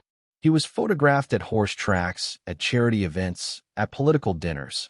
Always in the fedora, always with the cigar, but never in a way that showed him doing anything illegal. His public image was as carefully curated as a painting in a museum. But the streets had their own way of talking. In Harlem, they said you couldn't roll dice without Salerno's shadow falling across the table. In the Bronx, they said you couldn't pour concrete without his fingerprints on the deal. It was an open secret, a truth hidden in plain sight.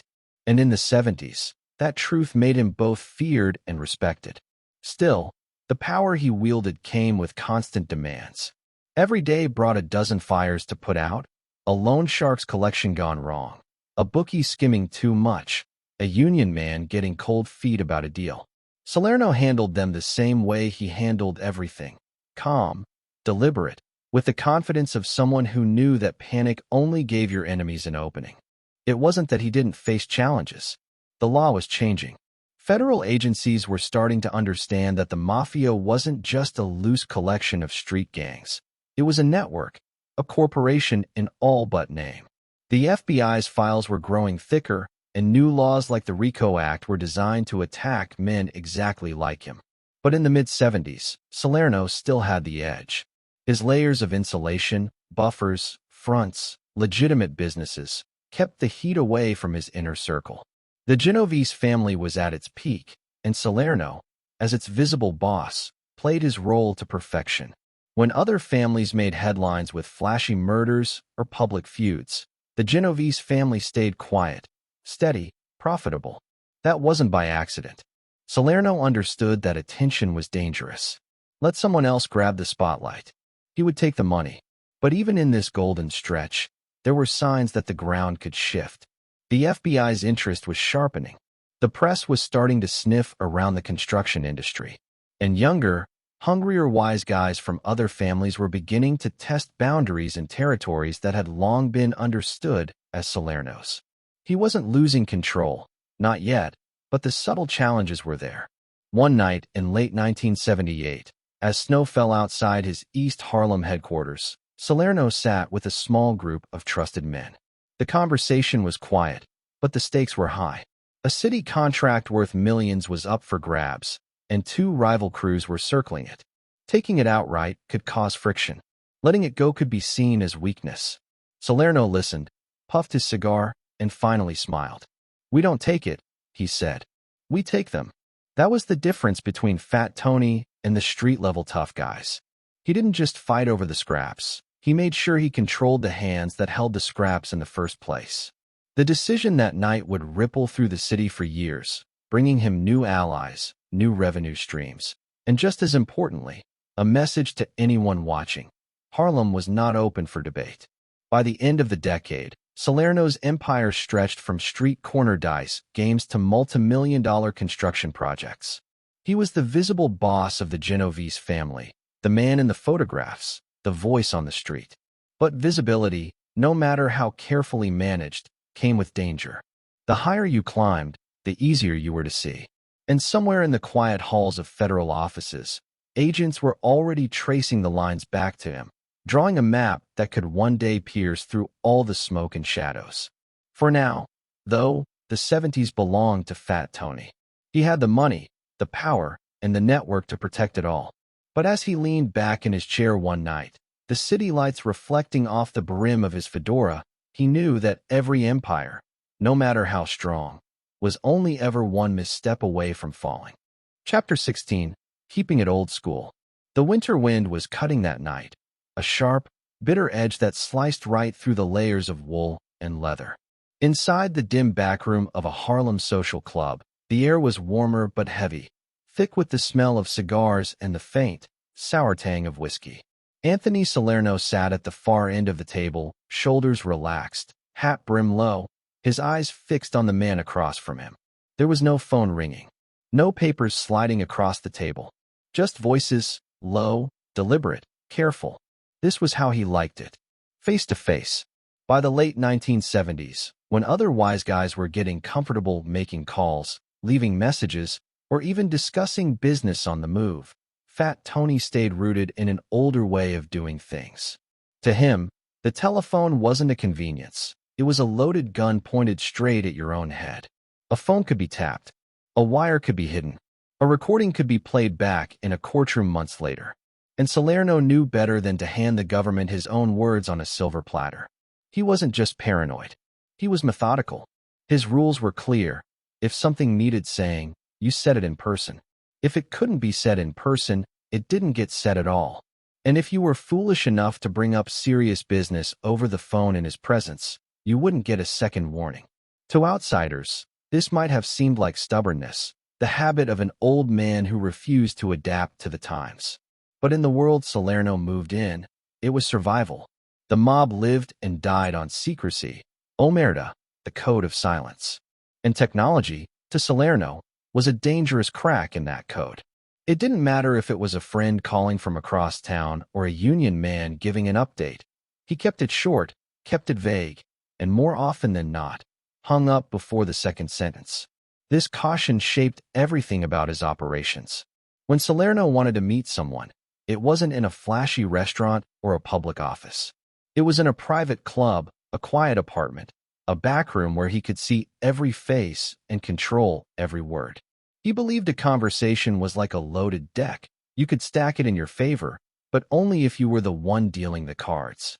His in-person meetings were almost rituals. The room was always chosen in advance. The seating arrangement was deliberate. He knew who would sit closest to him, who would be near the door, who would pour the drinks. Small details mattered.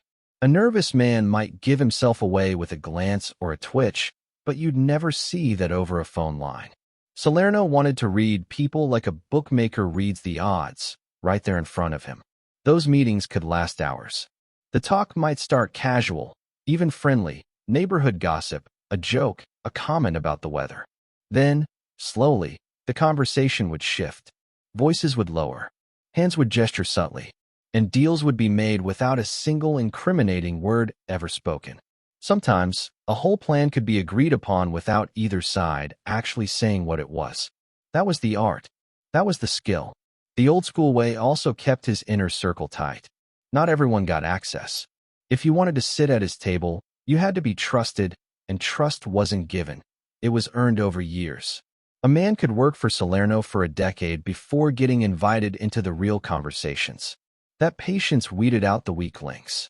The impatient ones, the talkers, the careless, they didn't last long around Fat Tony.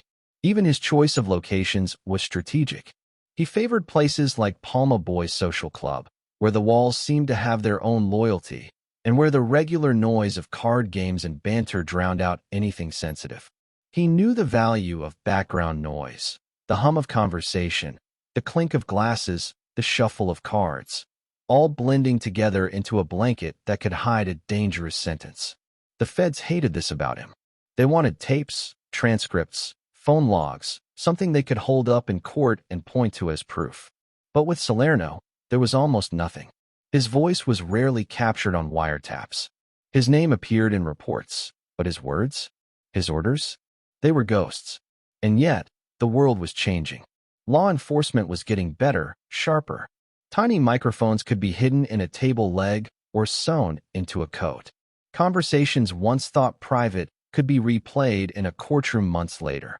Salerno knew it, and that made him double down. Meetings got smaller. Conversations got shorter.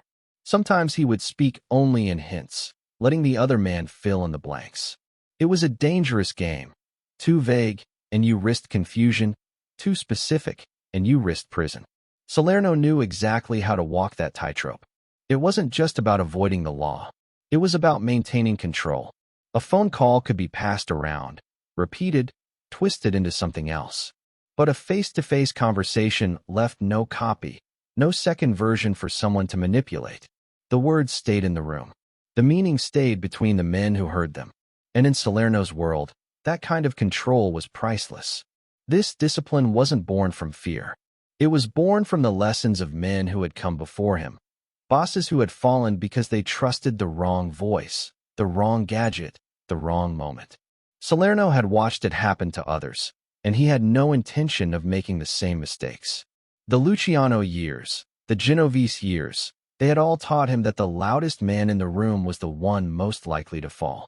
Fat Tony preferred to keep his voice just above a whisper. There were times when this approach frustrated his associates. Younger guys, eager to prove themselves, sometimes wanted quick answers, fast deals.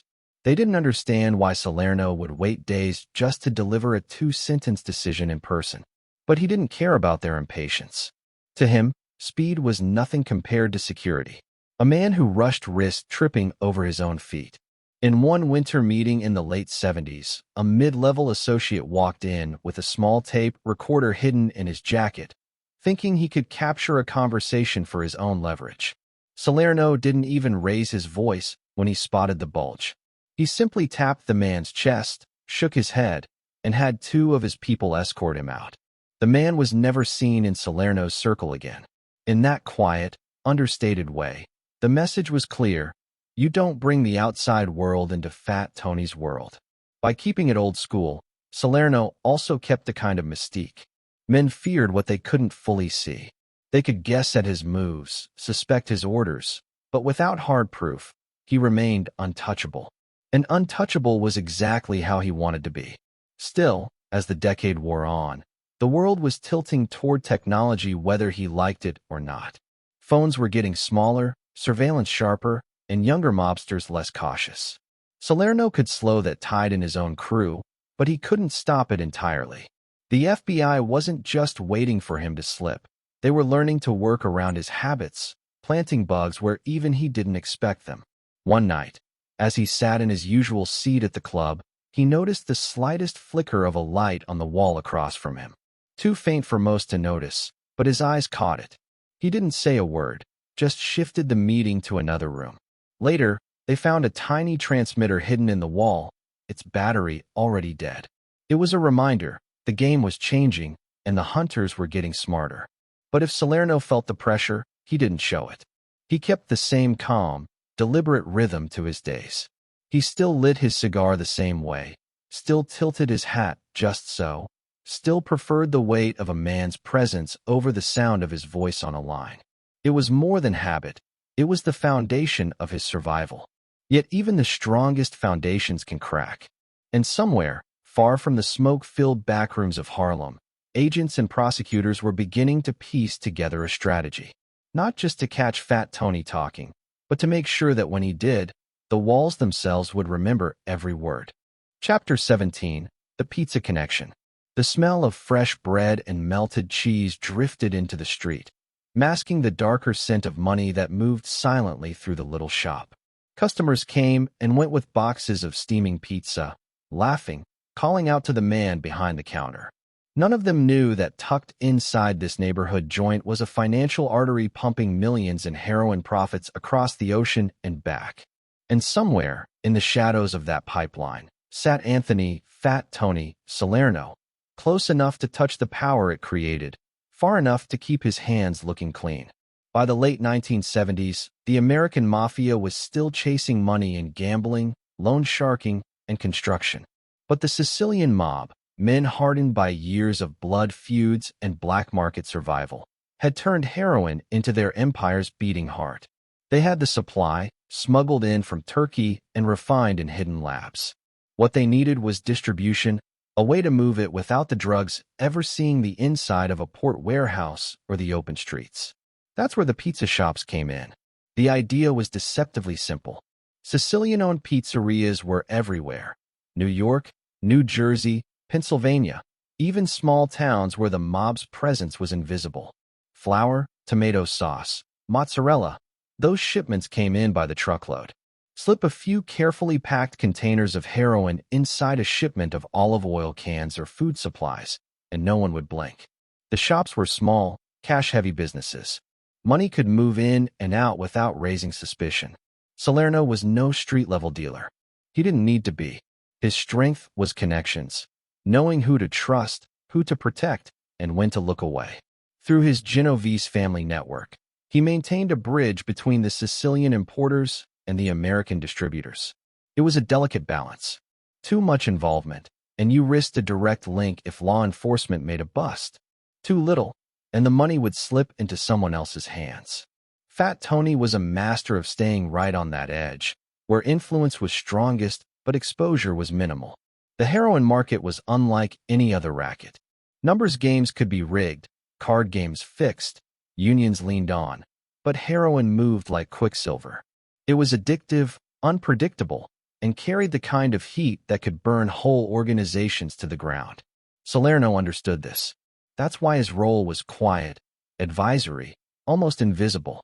He wasn't the man handing off packets in alleyways.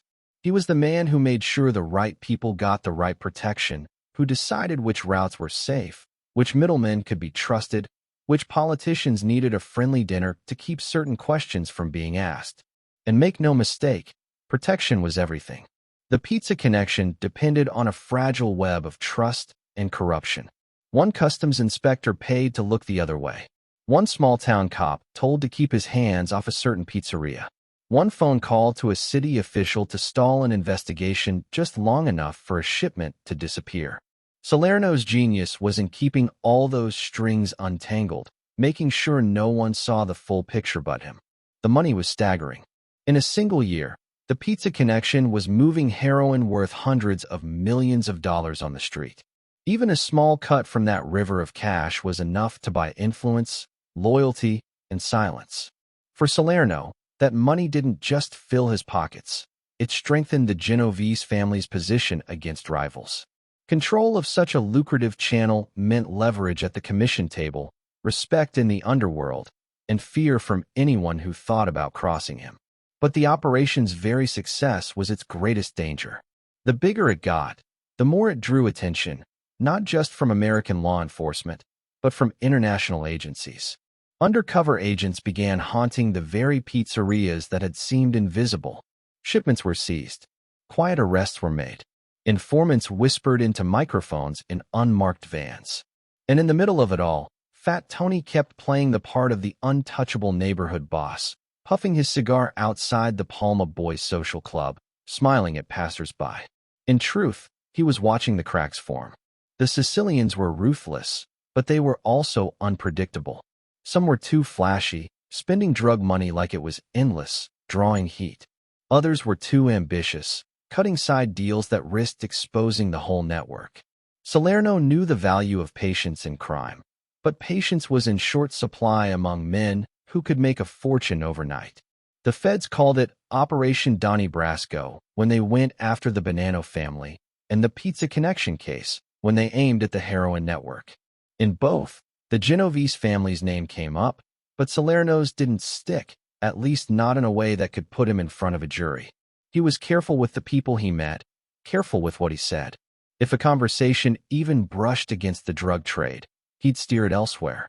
If someone tried to name names, he'd end the meeting. In the world of heroin, silence was more valuable than gold. Still, the investigations kept tightening. Surveillance followed trucks from the docks to small-town pizzerias. Undercover buys traced the same heroin from Harlem to the Midwest. Prosecutors built charts connecting Sicilian suppliers to American bosses. And somewhere on those charts, in dotted lines and faint question marks, they kept circling back to Salerno. In the eyes of the law, he was still the genial old man with the cigar, holding court at his social club. But in the quiet corners of federal offices, agents swapped stories about how his influence seemed to reach places they couldn't even map. They knew he was there. They just couldn't prove it. For Salerno, that was the point. His power came from the shadows. The Pizza Connection was dangerous ground, and he treated it like walking on ice. Never staying too long in one place, never putting his full weight down, always ready to step back if he heard the crack. He let others take the visible risks. Others collect the street-level profits, while he collected something far more valuable: the loyalty of men who owed him their survival. That loyalty would pay off in more ways than one. When the Pizza Connection trials began, dozens of men were indicted: Sicilians, Americans, middlemen, couriers. Many of them went down hard, serving decades in prison. Salerno? He was never charged directly in the case. The prosecutors might have believed he was involved, but belief wasn't enough in a courtroom. Without recordings, without paper trails, without a single credible witness willing to speak his name in connection to heroin, he walked untouched. It was a victory, but a costly one. The network had been crippled. Trust between Sicilian and American factions was strained, and law enforcement had learned something dangerous. If they couldn't catch Salerno through his own actions, they might catch him through the people around him. In the quiet after the storm, Fat Tony went back to his routines. The cigar, the fedora, the card games at the club. But he knew the wind had shifted. The days when a man could hide behind neighborhood respect and a public smile were coming to an end. The Pizza Connection had shown the feds how deep the Mafia's reach could go, and it had shown Salerno how close the walls were closing in. Somewhere, agents were already laying out their next move. And for the first time in years, the old boss might have wondered if the next knock on his club door wouldn't be a friend coming in, but the law finally stepping inside. Chapter 18. FBI Eyes on Fat Tony. The first sign was so small, it could have been missed. A beat-up sedan parked across from the Palma Boys Social Club. No one inside seemed to notice, but someone did. Men in Fat Tony's world had a sixth sense for when they were being watched. The same way a hunter notices when the forest goes quiet, he could feel the air shift. And in the late 1970s, the air around Anthony, Fat Tony, Salerno was thick with eyes. It didn't happen overnight. The FBI had been peeking into his shadow for years, catching glimpses, but never the whole figure. Salerno was too disciplined for that. Old school, the kind of boss who didn't leave fingerprints on anything but a cigar. But the Bureau was changing. The days of chasing one crime at a time were over. A new weapon was on the table: the RICO Act, a law designed to treat organized crime not as isolated offenses, but as an entire criminal enterprise. That meant the FBI didn't need to catch Salerno taking a payoff. They could build a case around the whole machine he ran. To do that, they had to see everything. They started with wiretaps. First on the phones of known associates, then on pay phones near the club, then in places no one would have thought to look. Agents planted bugs in restaurants, in parked cars, even in social club walls. Every crackle of a match lighting a cigar, every clink of a coffee cup, was another thread in the Bureau's web. But Salerno wasn't careless. He hated telephones, hated anything that could be recorded. His meetings were face-to-face, and his words were measured. If he had to talk about business, it was in circles, never in a straight line. He used nicknames, half-sentences, and gestures, a language that meant nothing to outsiders but everything to those inside the life. For the FBI, it was like trying to solve a puzzle where half the pieces were invisible. That's where informants came in. The Bureau leaned on small-time players, men on the edge of the life who'd been pinched for something unrelated: a stolen car, a botched robbery, unpaid taxes. They dangled deals, lighter sentences, protection, sometimes just enough cash to start over somewhere else. A few talked. Most didn't. And those who did were careful. No one wanted to be the man who gave up Fat Tony and lived to regret it. The agents began to notice patterns. Salerno's day started late, often with a slow walk to the club, cigar in hand, greeting neighborhood faces. Inside, he'd hold court at a round table, surrounded by men who came and went with the regularity of tides. Some stayed for hours, others for minutes. To outsiders, it looked like a social gathering. To the FBI, it was a daily meeting of the Genovese Brain Trust. The Bureau had learned long ago that organized crime wasn't just about guns and threats. It was about networks. Every man in that club connected to another man, who connected to another, until you had a web stretching across the city and beyond. The trick was finding the strands that led back to the boss. Salerno's were buried deep. He didn't run rackets directly. He blessed them. He didn't collect envelopes. They arrived without his asking. That distance kept his name off police reports, but it also made him harder to touch. By the early 1980s, the FBI was getting bolder. Surveillance vans became a fixture on certain streets. Cameras hidden in fake utility boxes recorded comings and goings. They tracked meetings with Vincent the Chin Gigante, Matthew Matty the Horse, Ianiello, and other heavyweights. Each handshake, each quiet exchange outside the club was another photograph in the growing stack of evidence. But the most dangerous move came when they decided to plant listening devices inside Salerno's home and social spaces. It was a high-risk operation. One mistake, and the entire bureau effort could unravel. Agents worked at night, in silence, slipping through windows, hiding microphones in vents, under tables, behind picture frames. And then they waited. What they got wasn't fireworks. It was small talk. Discussions about the weather, the horses, neighborhood gossip. But buried in that noise were moments. Tiny, almost casual slips that painted a bigger picture. A mention of someone taking care of the problem. A joke about a contractor who knows which way the envelope goes. Salerno's genius was in never saying more than needed, but the FBI didn't need confessions. They needed connections. The RICO strategy was slow, grinding work.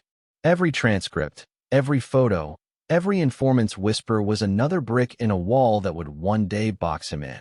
And while Salerno played the part of the untouchable old-school Don, the cracks were there. He was older now, his health not what it had been. Maybe that made him more cautious, or maybe it made him underestimate the patience of the men watching him. For the agents, it was a strange kind of war. No raids, no shootouts, just time. They had to keep their faces hidden, their presence invisible. They had to listen for hours to conversations about nothing, just for the few seconds that mattered. And all the while, Salerno kept moving through the city like he always had, slow, steady, confident. But the Bureau wasn't alone. Other law enforcement agencies were circling. The NYPD had its own files. Federal prosecutors in Manhattan were studying mob families like surgeons studying an organ, mapping arteries, finding weak points. Each agency had a piece of the puzzle.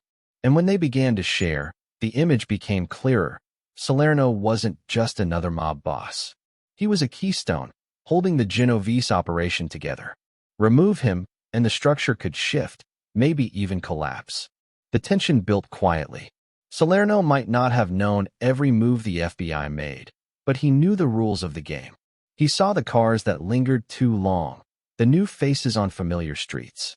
He heard rumors about friends being questioned, about old acquaintances suddenly disappearing. In the life, that kind of talk was a warning. Still, he didn't run. That wasn't his style. Running meant fear, and fear invited challenge. Instead, he doubled down on his routines. Every day, the same table at the club. Every evening, the same slow walk home. To anyone watching, it was a performance. Here I am, unchanged, unshaken, untouched. But behind that mask, even Fat Tony had to wonder how long the act could last. The late 70s bled into the early 80s, and the Bureau's case swelled like a tide. The agents knew the arrest wouldn't come tomorrow or even next month. But they also knew it was coming. Salerno's empire was too valuable, too visible, for the law to ignore.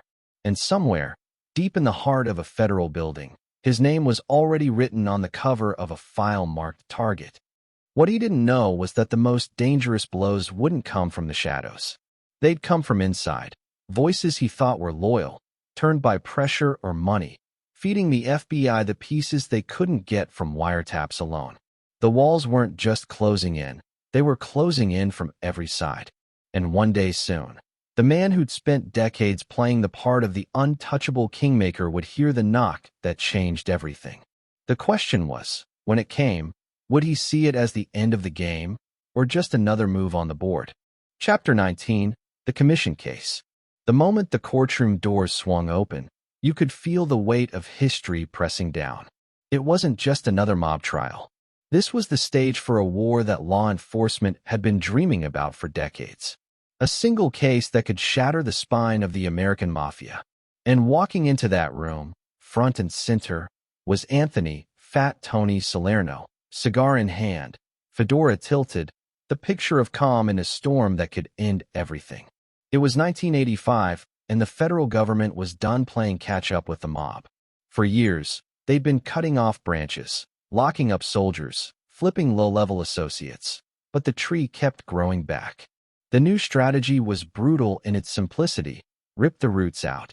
And to do that, they were going after the highest table in organized crime, the Commission itself. The Commission was the Mafia's secret boardroom, a governing council made up of the bosses of New York's 5 families. It was created decades earlier to settle disputes, divide territories, and keep the peace between powerful men who might otherwise turn their guns on each other. To the public, it was a rumor. To law enforcement, it was a ghost, until now. At the heart of the case was the RICO Act, the same weapon prosecutors had been sharpening for years. Under RICO, they didn't have to prove that Salerno had personally ordered a hit or taken an envelope. They only had to prove he was part of a criminal enterprise, one that made its money through extortion, gambling, loan sharking, and murder. If the enterprise was guilty, he was guilty. The indictment read like a roll call of the underworld's elite. Alongside Salerno were names that carried their own shadows: Carmine Jr., Persico of the Colombo family; Anthony "Tony Ducks" Corallo of the Lucchese family; Paul Castellano of the Gambino family, at least until his sudden, bloody exit on a Manhattan sidewalk. To the FBI, this was the dream lineup. To the defendants, it was a deadly gamble. Beat the case, and you came out untouchable. Lose, and you might never see the streets again. Salerno's inclusion was a statement. The government claimed he wasn't just a Harlem racketeer. He was the front-facing boss of the Genovese family, the most powerful of them all. It didn't matter that whispers in the underworld said Vincent, the Chin, Gigante was really pulling the strings. In the eyes of the prosecutors, Fat Tony was the man in the chair, and that made him the perfect target. The trial was a spectacle. Rows of reporters packed the benches, their pens moving as fast as the court stenographer's fingers. Sketch artists fought for sightlines, capturing the tilt of Salerno's hat, the way he leaned back in his chair as if this whole thing were an inconvenience. He didn't flinch, didn't fidget. If the jury was looking for guilt in his eyes, they saw only the patience of a man who'd been playing the long game his entire life. The prosecutors came armed with years of surveillance, stacks of wiretap transcripts, testimony from turncoats who once swore loyalty to Omerta but now swore it to the United States government. They painted a picture of the Mafia as an empire of fear, with the Commission as its imperial court.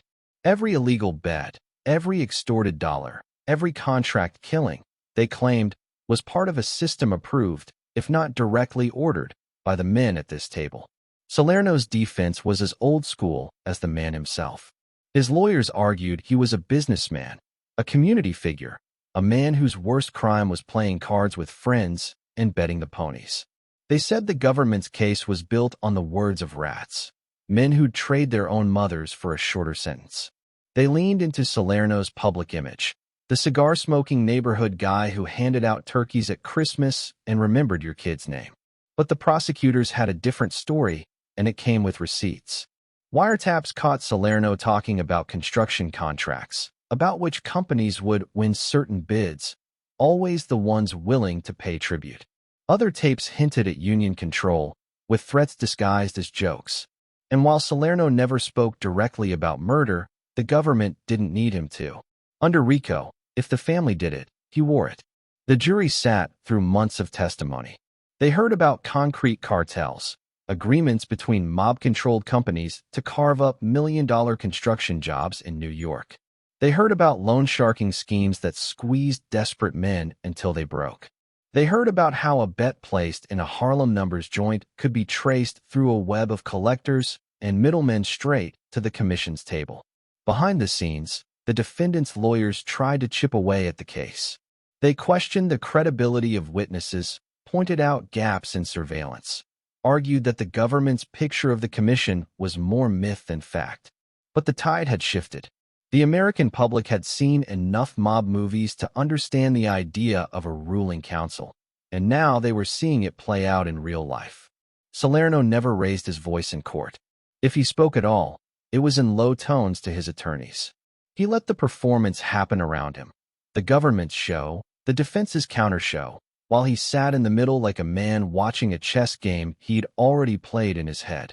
But even he had to feel the weight when prosecutors flashed photos of him with other bosses, when jurors saw those grainy surveillance shots of men in suits huddled in quiet corners.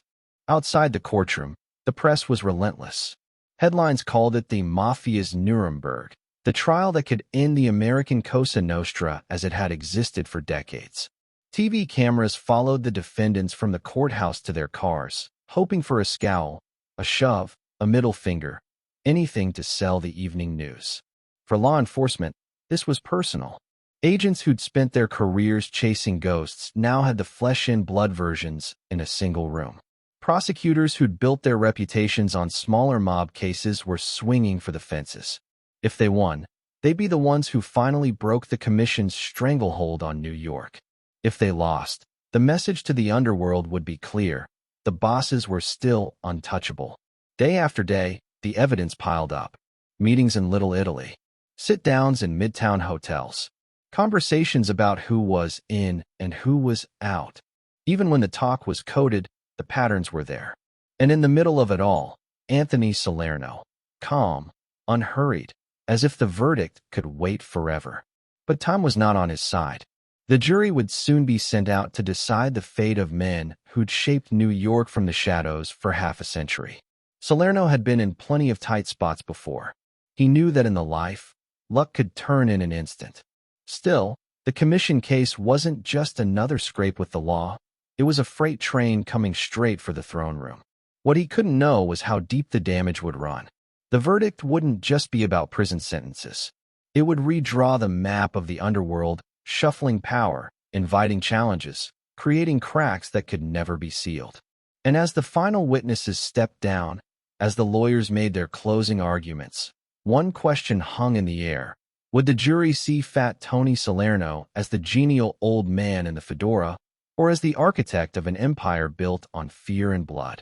Either way, the answer was coming.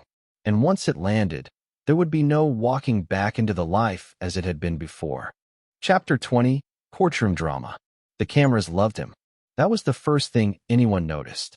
In a trial meant to strip the Mafia of its mystique, Anthony, Fat Tony, Salerno somehow became the centerpiece. Not as a snarling villain or a menacing figure in chains, but as something entirely different. He looked, to the untrained eye, like a retired grandfather who had wandered into the wrong room. The cigar, the fedora, the heavy frame carried with the slow dignity of a man who knew exactly how much time he had left. And yet, under that calm exterior, he was sitting in the middle of the most dangerous trial of his life. The first morning of testimony, he shuffled in with that deliberate, unhurried gait, like a man strolling to his favorite seat in the neighborhood barber shop. The press leaned in, hungry for something more, an outburst, a sneer, a flicker of the ruthless power the government swore was there. Instead, they got a faint smile, the kind that left everyone wondering what he knew that they didn't. It was a look that said, "I've been here before. I know how this game is played." The prosecutors wanted the jury to see the boss of bosses, the iron hand behind Harlem's rackets, the shadow on New York's construction industry. But every time the cameras clicked, they caught something different. An old man with a kind face, who nodded politely to court officers, who listened without visible irritation as witnesses painted him as a criminal mastermind. It was the oldest trick in the mob's playbook. Never give the enemy the look they expect. His health was no small part of the image. By the mid-80s, Salerno was battling more than the government. His blood pressure was high. His heart was unreliable. Some days, even walking from the holding cell to the courtroom seemed like an effort. His lawyers played this to their advantage, asking for breaks, highlighting his ailments, letting the jury see him sip water slowly, like every breath needed to be measured. It was a quiet reminder. How dangerous could a man be if he could barely climb a flight of stairs? But the illness never dulled the calculation in his eyes. That was what the FBI men watching from the back row whispered to each other. No matter how slowly he moved, No matter how many pills he took, Fat Tony's mind was never still. When witnesses testified, his gaze didn't wander. He tracked every word, every hesitation. You could almost see him measuring it all: what was true, what was theater, and who might be paying for their performance later. The media couldn't resist the contrast.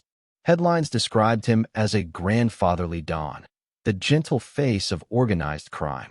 It was an image that infuriated prosecutors, who wanted the public to see a predator, not a folk hero. But the more they tried to hammer home his alleged power, the more they made him seem like the underdog, an aging man up against the entire machinery of the United States government. There was one moment that stuck with everyone who was in the courtroom. A government witness, once a soldier in the Genovese family, was describing a meeting where envelopes of cash were handed out. The air was tense. The jurors leaned forward. And then, in the middle of it, Salerno calmly reached into his pocket, pulled out a handkerchief, and dabbed his forehead. The sound of paper rustling in the witness's hand stopped for a second. The old man's movements were slow, deliberate, but in that silence, it was impossible not to feel that he was still the one in control, just by refusing to match the heat in the room. Reporters began to notice the rhythm of his trial days. He'd arrive in the morning with his fedora tilted just so, settle into his seat, and remove it with the kind of old-fashioned courtesy you didn't see much anymore. During testimony, he rarely spoke to his lawyers unless absolutely necessary. When court adjourned, he'd rise slowly, nod to the judge, and leave without a glance at the cameras, even though he knew they were waiting. It was a performance without ever looking like one. The jury was harder to read. Some of them seemed taken by his manner. Others stared at him with the same suspicion they had on day one. Salerno never broke the mask for either camp. In the world he came from, showing emotion in the wrong moment was like bleeding in shark-infested water. It invited an attack. Yet there were moments when the mask almost slipped, and those were the ones that revealed the most. On one afternoon, a witness described a murder that the government claimed had been sanctioned by the Genovese family. The details were ugly. For a brief second, Salerno's jaw tightened, the faintest flash of irritation crossing his face, not at the crime itself, but at the disloyalty of a man on the stand, speaking about family business in front of strangers. The moment passed quickly, but for anyone watching closely, it was a reminder that beneath the grandfatherly veneer was a man who had built a career on absolute loyalty. His health gave the defense team another weapon. Doctors testified about his condition, about how prison could worsen it, about the danger of stress to a man of his age. The implication was clear. Locking him up wasn't just punishment. It could be a death sentence. Prosecutors countered by pointing out that his ailments hadn't stopped him from running multi-million-dollar rackets. The jury was left to decide which version to believe. Outside the courthouse, public opinion was split. Some saw him as the last of a dying breed, an old-school mobster who lived by a code and avoided the flashiness that got others killed. Others saw him exactly as the government described, a cunning operator who had hidden behind that calm, aging face for decades, growing rich while violence and fear kept his empire intact. In private, the prosecutors admitted that Salerno's trial presence made their job harder. Jurors were human, and it was difficult to reconcile the image of a frail man in a cardigan with the stories of backroom deals, payoffs, and silent threats. They tried to remind the jury that power didn't always shout. It could whisper, smile, and tip its hat while still pulling the strings. The FBI surveillance photos were their answer to the fedora and the cigar. Grainy black and white shots of Salerno in meetings with other high-ranking mob figures. Tapes where his voice was low but unmistakably authoritative. Each piece of evidence was meant to chip away at the idea that he was just an innocent old man caught in the wrong place at the wrong time. But Salerno didn't fight the image the press had given him. He leaned into it without ever openly acknowledging it. He knew that perception could be as powerful as any legal defense. If the jury saw him as the harmless grandfather, maybe they'd be reluctant to hand him over to a prison cell for the rest of his life. The courtroom became a kind of stage, with each day a new act in the drama. Some days were tense, with testimony that made the air feel heavy. Other days moved slowly, bogged down in legal arguments and procedural motions. Through it all, Salerno's demeanor never wavered. There was an unspoken question in the room that hung over every recess, every lunch break, every slow walk back to his seat. Was this calm the product of innocence, or the confidence of a man who believed he could beat the system one more time? And as the trial edged toward its climax, that question only grew sharper. The jurors had seen the photographs, heard the tapes, listened to the witnesses. They had also seen the man in the fedora, the steady hand that lifted the cigar to his lips, the quiet smile that seemed to say, "You'll never really understand who I am." The answer was coming soon. But in that courtroom, under the watchful eyes of the press, the prosecutors, and the law he had danced around for a lifetime, Fat Tony Salerno sat, as if he had all the time in the world, knowing full well that time was the one thing he could no longer control. Chapter 21, Life Sentence. The room was silent, but it wasn't the kind of silence that brought peace. It was the tight, breath-held stillness of people who knew the next few words would change a man's life forever. The jurors filed in, their faces unreadable, the weight of months of testimony sitting heavy on their shoulders. Anthony, Fat Tony, Salerno sat at the defense table, hatless now, his thick hands resting calmly on the polished wood. If he felt fear, he hid it the way a card shark hides the ace up his sleeve, buried deep, never flashing it for anyone to see. The foreman's voice was steady, almost mechanical, as he read the verdict. Guilty, guilty, guilty, count after count, each word falling like the slow toll of a funeral bell. Salerno didn't flinch. He didn't glance at the prosecutors or at the crowd packed into the gallery. He just sat there, eyes fixed straight ahead, like a man listening to rain against a window, steady, inevitable, and beyond his control. 100 years. No parole. The number itself was more than a sentence. It was a death warrant written in the clean language of law. For the FBI, it was a victory they'd been chasing for decades, the kind they'd put in training manuals and hold up as proof that no one, not even the so-called untouchables, could outlast the government forever. For Salerno, it was the end of a long game he had played better than almost anyone alive. In the moments after the verdict, the courtroom's energy shifted. Prosecutors leaned back in their chairs, their posture loosening in quiet relief. Agents in the back row exchanged the kind of subtle nods that spoke volumes. They had brought down a man who had once been considered beyond their reach, a kingmaker in the nation's most secretive criminal fraternity. Salerno's lawyers whispered to him, their words low and urgent. Appeals, motions, next steps. But the old man didn't rush to respond. He took his time, nodding slowly, like someone weighing the value of a bet that had already been lost. Outside the courthouse, the press was already running headlines. Mafia boss gets century in prison, as if the city had been waiting years to see those words in print. For the FBI, the commission case was more than just another RICO conviction. It was a showcase, a proof of concept for the sweeping power of the Racketeer-Influenced and Corrupt Organizations Act. RICO was designed to treat the mafia not as a series of disconnected crimes, but as a single, ongoing criminal enterprise, like cutting off the head of a snake rather than chasing its tail. And in 1986, Fat Tony's guilty verdict proved the blade could reach all the way to the top. The agents who had spent years wiretapping, tailing, and decoding the subtle language of mob meetings allowed themselves a moment to savor it. They'd caught the man who had been the public face of the Genovese family for years, the man who had smiled his way through scrutiny, who had outlasted other bosses by staying in the shadows. The victory felt personal. But for Salerno's crew, both in the courtroom and on the streets, the verdict was something else entirely. It was a warning. If they could take down Fat Tony, they could take down anyone.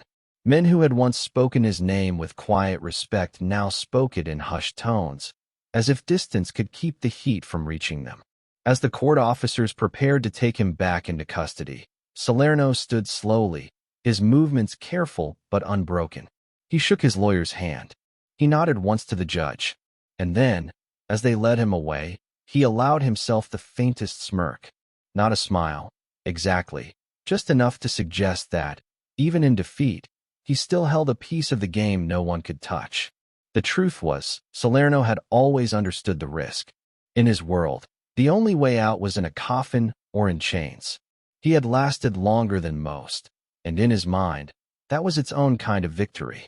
Prison walls couldn't erase the decades when his word could move millions, when a nod from him could build or break an empire. Reporters swarmed outside the courthouse, their microphones like bayonets pointed at anyone willing to talk. Prosecutors called it one of the most significant blows against organized crime in American history. Agents called it the case of their careers. And the public, watching from living rooms and bars across the country, saw the image of the aging mob boss, his fedora gone but his legend intact, being led away in handcuffs. Inside federal law enforcement, the celebration was tempered by caution. They knew the Genovese family wasn't finished, not by a long shot. The structure was too deep, the loyalties too entrenched. Salerno's fall was a headline, but the work of dismantling what he'd helped build was far from over. For Salerno, the transition from life on the outside to life in a federal cell was less about fear than about adaptation. He had lived by rules his entire life, unwritten codes older than any law on the books. In prison, there were new rules, but the game was the same. Know who to trust, know who to avoid, and never let anyone see you weaken. The first night after sentencing, in the quiet of his cell, he must have thought about the road that had led him there. The backroom deals in Harlem. The meetings with men who ruled neighborhoods like personal kingdoms. The handshakes that meant millions of dollars would change hands without a single contract being signed. Every decision, every alliance, had built the empire that now stood as evidence against him. For the younger agents in the bureau, Salerno's conviction was proof that persistence worked, that no one was immune if you stayed patient enough to collect the right evidence. For the older hands, it was something else, the end of an era. Fat Tony wasn't flashy like Gotti or reckless like some of the street bosses. He was from the old school, where power moved quietly and money flowed like an underground river, invisible to all but those who drank from it. In sentencing him to a century behind bars, the court was trying to send a message. But whether that message would echo through the corridors of organized crime or simply be absorbed as the cost of doing business, that was another question entirely. Salerno knew the answer. In his world, legends didn't vanish because a gavel came down. They lived on in the stories men told in dimly lit bars, in the lessons passed down to the next generation of earners. Still, as the prison gates closed behind him, the reality was impossible to ignore. The man who had once walked into any restaurant in Harlem and been given the best table without asking was now an inmate. The phone calls that once summoned union leaders and business owners now required permission from a guard. The life he had built was gone, replaced by a cell, a number, and the slow erosion of days. Yet even in defeat, there was a strange kind of dignity in how he carried it. No public complaints, no outbursts, just the same slow, deliberate movements, the same quiet acknowledgement that the game had given him everything and, in the end, taken it all back. In the years to come, law enforcement would call that day in 1986 a turning point in the war against organized crime. For Fat Tony Salerno, it was simply the day the clock started running out. But as he settled into his new reality, one question lingered in the minds of everyone who had followed the trial. Had they really put the boss away? Or had they just locked up the man who had been playing that part all along? Chapter 22, Prison Life. The heavy metal doors closed with a sound that seemed to seal not just the hallway, but decades of power, influence, and whispered authority. Anthony "Fat Tony" Salerno, once the man whose word could sway unions and whose nod could shift millions of dollars, now walked the long, sterile corridor of the U.S. Medical Center for Federal Prisoners in Springfield, Missouri. It wasn't a typical prison. This was a facility for inmates who needed medical care, and Salerno, well into his 70s, qualified. But it was still prison. There were no private clubs here, no backroom card games, no Harlem street corners buzzing with life. The air smelled faintly of disinfectant and institutional food, and the sounds that echoed through the halls were the hum of fluorescent lights and the occasional clang of a guard's keys. Yet even here, even stripped of his fedora and his sharp suits, Salerno carried himself like a man who still owned a piece of the world. Age had slowed his step, but not his presence. The other inmates noticed it immediately, the way he didn't rush, the way his eyes lingered on people just long enough to let them know he was measuring them. In the prison yard, respect had its own currency, and Fat Tony had it in abundance.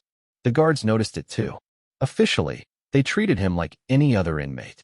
Unofficially, they knew this wasn't just another old man doing time. Salerno had a history that stretched across decades, across cities, across the very foundations of organized crime in America. He had been the public face of the Genovese family, a man so deeply woven into the Mafia's fabric that even here, behind bars, his shadow stretched far beyond the walls. Some said he still gave orders, though no one could ever prove it. Visitors came, quiet men in plain clothes who talked in low voices during visiting hours.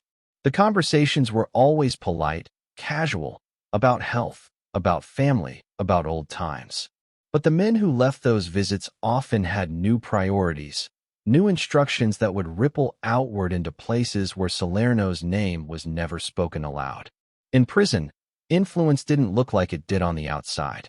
There were no envelopes of cash changing hands in smoky restaurants, no public meetings that doubled as displays of power. Here, a small favor carried weight. A word to the right guard might get a message delivered. A nod to another inmate could mean protection, or the opposite. Salerno had mastered this subtler game. He didn't need to shout, didn't need to prove anything.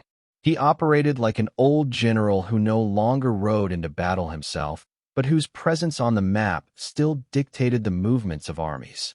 Even the younger inmates, many of them too young to remember his peak years, understood that they were sharing space with a man whose reputation had been built in a world where mistakes could be fatal. The days in Springfield had a rhythm, but for Salerno, time moved differently. He rose early, took his meals without complaint, and walked the yard when the weather allowed. He talked to few, listened to many, and always seemed to be watching. Prison life had its own politics, and Salerno navigated them the way he always had, by staying calm, reading people, and never letting anyone know exactly how much he knew. Medical care was part of the daily routine here. Salerno's health had been declining for years. Heart problems, high blood pressure, the slow wear of a life lived at full speed for decades. But if the medical center's records painted him as a patient, the eyes of those around him told another story. In their view, he was still a boss. Even if the suits had been replaced by prison greens and the meetings took place under the watchful eyes of guards. The Bureau of Prisons monitored him closely, aware that men like Salerno didn't just fade quietly into the background. He was careful, never giving them anything they could use, no obvious violations, no direct communications that could be traced. If messages went out, they traveled through layers, carried by people who knew how to keep their mouths shut. For the FBI, the idea that Salerno might still be influencing the outside world was both infuriating and inevitable. Organized crime wasn't built on one man. It was built on networks, relationships, and loyalties that survived trials, prison sentences, and even death. Salerno understood this better than anyone. His voice might no longer carry in the backrooms of New York, but his name still did. Inside Springfield, he was a figure both respected and quietly feared. Not because he posed a physical threat, age had taken care of that, but because of what he represented. He was a living reminder that power wasn't always about what you could do in the moment. Sometimes it was about the history you carried, the debts owed to you, and the unspoken rules that followed you everywhere. The guards knew he was no ordinary inmate. They'd heard the stories, read the files, seen the photos from the days when he was photographed stepping out of limousines, cigar in hand. Some treated him with professional detachment. Others, whether out of curiosity or a certain grudging respect, found themselves talking to him more than they would with other prisoners. Salerno never bragged, never told tales out of school, but every so often, he'd share a story, stripped of names, polished by time, that hinted at the life he'd lived. Even in the slow, unchanging environment of the prison medical center, Salerno managed to project control. He played cards occasionally, not for money but for the quiet satisfaction of reading an opponent and knowing the outcome before the last card was dealt. He followed the news, staying aware of what was happening in the world he'd once helped shape. And he watched the comings and goings of visitors and staff with the same sharp eyes he'd once used to size up a potential business partner. For those on the outside, hearing that Fat Tony was in a medical prison might have suggested that his influence was over. But those who knew the life understood that as long as he was breathing, he was part of the equation. Information flowed through channels invisible to most, and in that flow, Salerno's name still surfaced. Years in prison had a way of stripping men down, but Salerno never allowed himself to be diminished. He wasn't just another old man marking days on a calendar. He was playing the long game, even if the long game now meant something different. His life had been built on patience, on knowing when to speak and when to stay silent, on recognizing that sometimes the best move was simply to remain standing when everyone else had fallen. In the evenings, as the lights dimmed and the quiet of the cell block settled in, Salerno would sit on his bunk, hands folded loosely in his lap. Outside, the world kept turning. Deals were made, alliances shifted, fortunes rose and fell. He wasn't in the middle of it anymore, but he had helped shape the rules those players were following. In the end, prison couldn't take away what he'd already lived. It couldn't erase the decades when he had been a central figure in one of the most powerful criminal organizations in the world. And it couldn't change the fact that, even here, men still sought his ear, still valued his opinion, still treated him with a deference that went beyond anything the Bureau could measure. Some wondered if he regretted it, the choices, the path, the inevitable end that had landed him in a place like Springfield. But Salerno had never been one for regret. In his world, you accepted the risks when you took the rewards. And if this was the cost, he seemed prepared to pay it. Yet there was always that sense, that faint, lingering possibility, that even from inside these walls, Anthony Salerno was still part of the story. That somewhere, in some quiet corner of the outside world, a decision was being made based on something he had said, a piece of advice he had given, or a move he had set in motion years earlier. And as the night deepened in the medical center, as the hum of the lights softened and the footsteps in the hallway faded, it was impossible to know for certain just how far his reach still went. Chapter 23, Declining Health. The first stroke came without warning. One moment, Anthony, Fat Tony, Salerno was shuffling down the sterile hallway of the prison medical center, steady despite his age, and the next, his world tilted. His right hand wouldn't move the way it should. His speech, always slow and deliberate, faltered mid-sentence. It was as if some unseen force had pulled the plug on a part of his body, leaving it powerless and foreign. For a man who had built his entire life on control, over deals, over people, over outcomes, this was something new, something impossible to muscle through. Power had always been in his posture, in the way he could fill a room without saying a word. Now, sitting in a wheelchair, waiting for the nurses to finish their tests, he felt the faint but undeniable truth pressing in. His body was no longer obeying him. The prison doctors called it a neurological event. That was the clean, clinical phrase. In his world, it was something else entirely. It was a crack in the armor. And once a crack appeared, more were bound to follow. By the late 1980s, Salerno's health was no longer a background concern. The man who had once ruled Harlem's rackets and represented the Genovese family on the Mafia's National Commission now spent more hours in medical wards than in the yard. The strokes came in waves, each one stealing something: his energy, his sharpness, his ability to move without assistance. For the FBI and prosecutors who had spent years chasing him, the sight of Fat Tony confined to a wheelchair was bittersweet. On paper, he was still serving a 100-year sentence without parole, a symbol of one of the Bureau's greatest victories. But behind bars, nature was doing what no wiretap or informant ever could. It was dismantling him slowly, piece by piece. Even so, there was nothing pitiful about the way Salerno carried himself. If anything, the decline only seemed to deepen his presence. In the dining hall, other inmates still nodded when he passed. They still made room for him at tables. In the hierarchy of prison respect, His name was carved in stone. But the man himself knew the truth. Time was no longer on his side. Each stroke was a thief. The first took some of his mobility. The next muddled his speech, turning words that once rolled out smooth and calculated into halting syllables. There were moments when he would stop mid-thought, the thread lost somewhere he couldn't reach. For a man who had built his career on being the quiet, steady voice in the room, the one who always knew what to say and when to say it, this was a quiet kind of torture. Yet even in his weakest moments, Salerno refused to complain. Nurses noticed that about him. He might grunt or wave them off when they fussed, but he never begged, never pleaded. Pain, discomfort, frustration, he carried them the same way he carried prison life, without giving them the satisfaction of seeing him break. In the outside world, the Mafia was changing. Younger men were stepping into leadership roles. Old alliances shifted. New money was coming from different corners: drugs, high-tech scams, even Wall Street manipulation.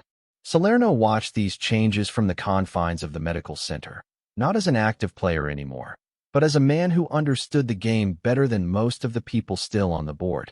Visitors were rarer now. Some of the old guard had died. Others had faded into quiet retirement. The men who came to see him weren't looking for orders. They were paying respects. In the unspoken code of that life, you didn't forget a man who had once carried the weight of the family on his shoulders. But his health battles weren't just physical. There was the mental grind of knowing that every day brought him closer to a final chapter he couldn't control. A stroke wasn't like a police raid or a courtroom ambush. You couldn't outthink it, couldn't buy it off, couldn't bluff your way past it. It came when it wanted, and it took what it wanted. Still, Salerno's pride didn't let him surrender. He participated in physical therapy, pushing through the slow, humiliating exercises to keep his muscles from wasting away. Some days, he surprised even the doctors with his progress, walking a few extra steps, managing to lift a fork without assistance. On those days, there was a flicker of the old fat Tony, the man who had stared down prosecutors, police chiefs, and rival bosses without blinking. The late nights were the hardest. In prison, darkness comes early, and the quiet stretches on for hours. Alone in his cell, the hum of medical machines replacing the low murmur of street life he'd once known, Salerno had too much time to think.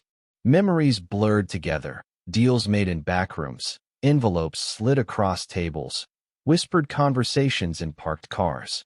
Faces came and went in his mind, some long gone, some still out there somewhere. There were rumors, of course, that even in his weakened state, Salerno still had a say in certain matters, that messages still reached him through the labyrinth of prison communication. Maybe they were true, maybe they weren't, but the important thing was that people believed them.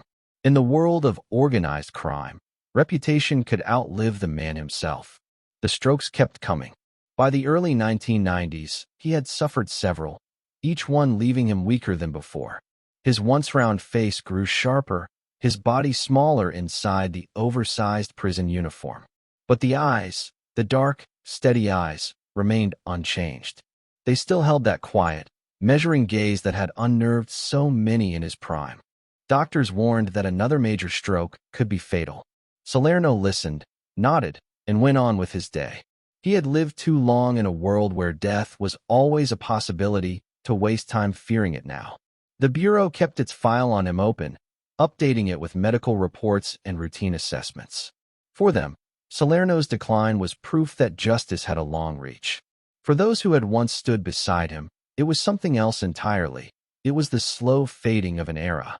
And yet, even in the shadow of mortality, there was a certain inevitability to the way Salerno lived out those years. He had never been a flashy man. His power had always been in his ability to last, to endure, to let others burn themselves out while he remained standing. Now, in a wheelchair, in a medical ward, he was still doing the same thing, lasting. He didn't talk about fear, didn't talk about regret. But sometimes, in the quiet moments, a nurse or fellow inmate would catch him staring out the window, his gaze fixed on something far beyond the prison walls. Maybe he was thinking about the streets of Harlem. Maybe he was thinking about the men who had walked into backrooms with him and never walked out the same. Or maybe he was simply thinking about how quickly life had gone, how many years had slipped away like smoke. The late 80s had taken his mobility. The early 90s were taking his strength. The next chapter, whether it came tomorrow or years from now, would take the rest. But until then, Fat Tony Salerno remained exactly what he had always been. A man who understood that power wasn't about what you could grab in the moment. It was about what you could hold on to until the very end. And in Springfield, Missouri, as the winter of his life set in, Anthony Salerno still held on. The only question left was how much longer the fight could last. Chapter 24, The End of Fat Tony. It was a Monday morning in late July, the kind of day that began without ceremony inside the walls of the U.S. Medical Center for Federal Prisoners in Springfield, Missouri. Breakfast trays rattled down hallways. Nurses checked vitals. Guards swapped shifts. Outside, the summer heat was already beginning to press down, but inside, the air was still and cool, heavy with the scent of antiseptic. Anthony, Fat Tony, Salerno lay in his bed, 80 years old, the weight of his life compressed into these final hours. The man who had once commanded Harlem's rackets with quiet authority, who had sat at the table of the Mafia's national ruling body, the Commission, and whose name had been whispered in backrooms from New York to Las Vegas, now lay tethered to the slow, mechanical rhythm of hospital machines. The heart monitor ticked in uneven beats, each one sounding less certain than the last. For years, his decline had been a drawn-out battle. Strokes, failing organs, the creeping weakness that no doctor could reverse. But that morning, there was no mistaking it. Fat Tony was slipping. The nurses knew. The guards knew. And somewhere, perhaps even he knew. In the mob, death rarely came quietly. It arrived in a hail of bullets, in a car bomb, in the violent shattering of routine. Salerno's end was different. No blood on the sidewalk. No headlines screaming of murder. It was slow, almost reluctant, as if life itself was unwilling to let go of him. His breathing grew shallow, each inhale a struggle, each exhale a little shorter than the one before. In those moments, the decades seemed to fold in on themselves. The old Harlem streets, the cigar smoke curling in dimly lit social clubs, the envelopes passed under tables. Memories flickered like the final frames of a worn film reel. Some would say he had outlasted his enemies. Others would say the prison sentence had done what bullets never could. In truth, Salerno's greatest weapon had always been his ability to survive, to adapt, to remain useful without being reckless.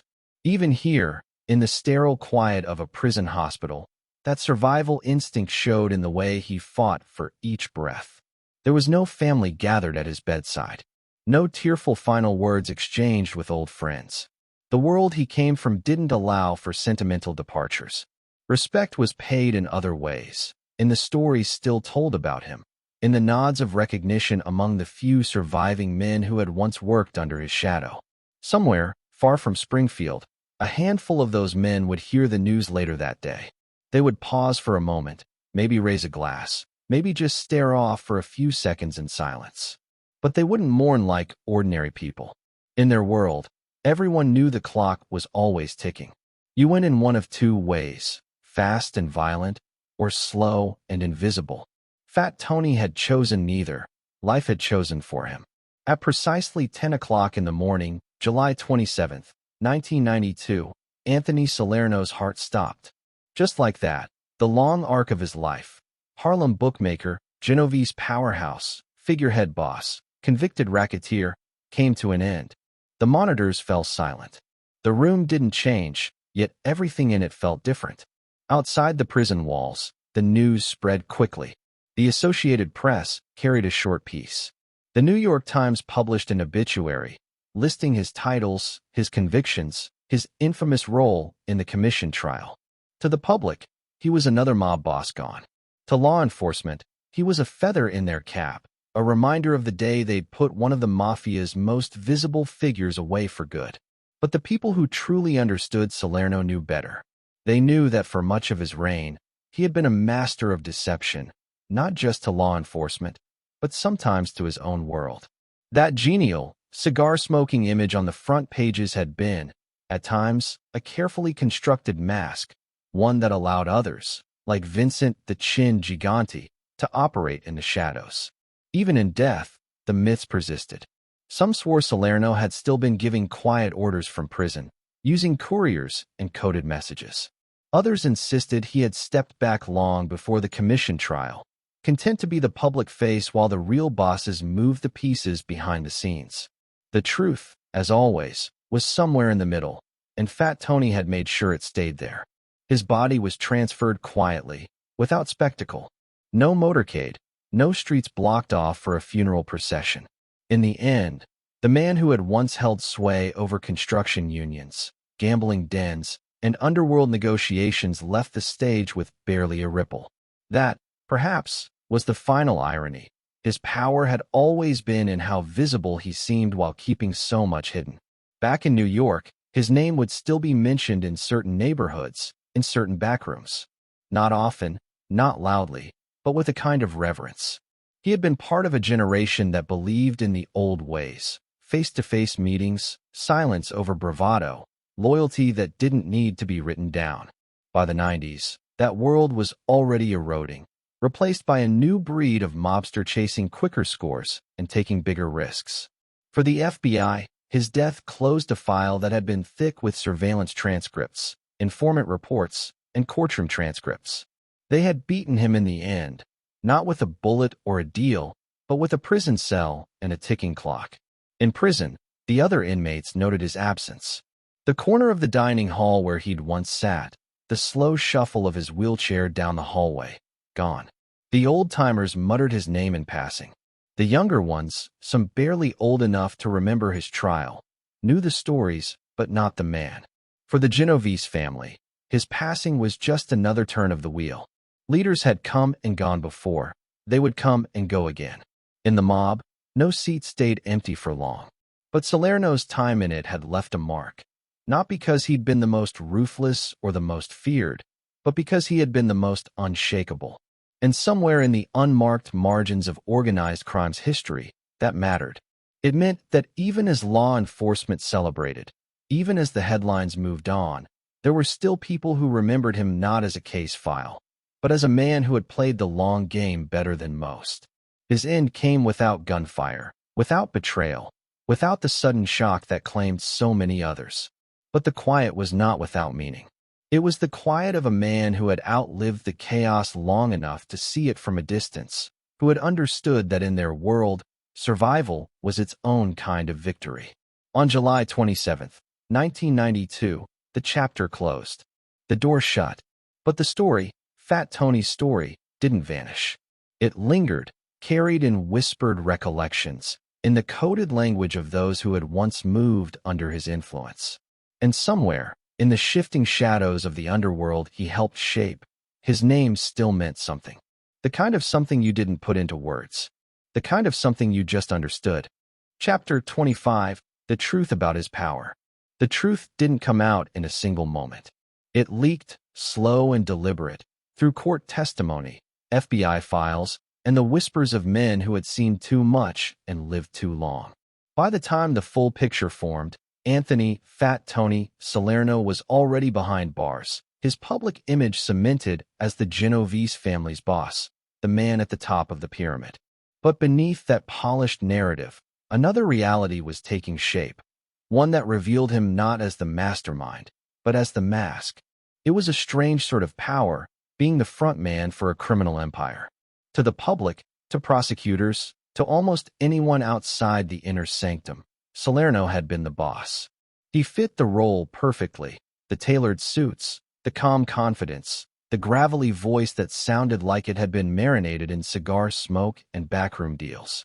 He could hold court in a Harlem social club or on the witness stand of the commission trial, and it all looked authentic. But authenticity, in the mob, could be staged. Behind the curtain was Vincent the Gigante, a man who had mastered the art of invisibility. While Salerno smiled for the cameras, Gigante walked the streets of Greenwich Village in a bathrobe, mumbling to himself, convincing the world, and perhaps half convincing himself, that he was too mentally unfit to run anything more complicated than a crossword puzzle. That performance kept the heat off him for years. Salerno, willingly or not, became the lightning rod. The arrangement was more than just convenient. It was strategic. Law enforcement loves a clear target. Give them someone visible, someone they can point to and say, "That's the boss," and they'll pour their resources into that man. In doing so, they often leave the real power to move in the shadows, unmolested. In the Genovese family, Salerno was that target. Some in the FBI suspected the truth early on. The way certain messages seemed to bypass Salerno entirely. The way big decisions didn't always match his style. But suspicion isn't proof, and in the absence of hard evidence, the facade held. Even other mobsters outside the family believed he was the real deal. If you ran a crew in the Bronx or operated a union scam in Manhattan, you paid respect to Fat Tony because, as far as you knew, he could make your life very easy or very hard. Inside the Genovese hierarchy, it wasn't about deception in the traditional sense. It was about role-playing. Salerno wasn't powerless, far from it. He controlled rackets worth millions, had deep influence in Harlem, and could speak with the authority of the family when needed. But on matters of ultimate direction, alliances, murders, the reshuffling of crews, that final word came from elsewhere.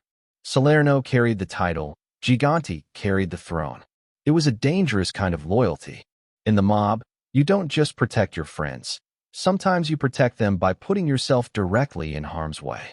Salerno's willingness to be the face of the family meant that when indictments came, when wiretaps crackled with his name, when newspapers printed his picture, it was his skin in the crosshairs. And that's exactly how the Chin wanted it. The revelation years later didn't diminish Salerno's status among those who understood the life. If anything, it added a layer of respect. To be the front boss and survive as long as he did required discipline, cunning, and a level of trust from the real boss that few ever received. But it also meant carrying a burden that could never be set down. Every headline about the Genovese family pointed to him. Every law enforcement investigation had his name at the top. Every victory came with the risk of a federal indictment hanging over his head.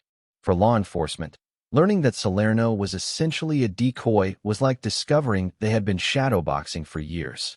It made the victories hollow. Yes, they had taken him down in the commission trial, had handed him a sentence meant to bury him in prison forever. But the man they truly wanted had been walking the streets the whole time, quietly pulling strings, untouched. The mob thrives on perception as much as profit. Salerno understood that. If the FBI believed they had crippled the family by putting him away, that was an advantage. It gave the Genovese room to operate, room to rebuild. In that sense, his downfall wasn't just a personal sacrifice. It was part of the long game. Still, the arrangement carried risks. A front boss is only as effective as the loyalty of those around him. One slip, one careless word from someone inside, and the illusion collapses. But the Genovese were masters of silence. Omerta wasn't just a code. It was a survival mechanism, as natural as breathing. The few who knew the truth guarded it like treasure. Even now, decades later, the question lingers. Did Salerno ever chafe at the role? Did he ever wish to step out from the shadow and claim the full power that so many assumed he already had? Or was he content to be the shield, knowing that his position, while dangerous, also allowed him to move in ways the true boss could not? What's clear is that the strategy worked. By the time the FBI pieced it together, the damage had been done. Salerno had absorbed the brunt of law enforcement's assault on the Genovese family, giving Gigante years of breathing room. In the underworld, that kind of service isn't forgotten. But in the cold light of a prison cell, service doesn't count for much. Salerno spent his final years locked away, the public still believing he had been the boss, the government proud of having taken him down. Only a select few knew the truth, that his reign had been both real and an illusion, power held in one hand while the other hand concealed the greater force behind him. In the end, it's impossible to separate fact from theater. Was Salerno a willing participant in the charade from the start, or was he gradually maneuvered into it, the role expanding around him until there was no way out?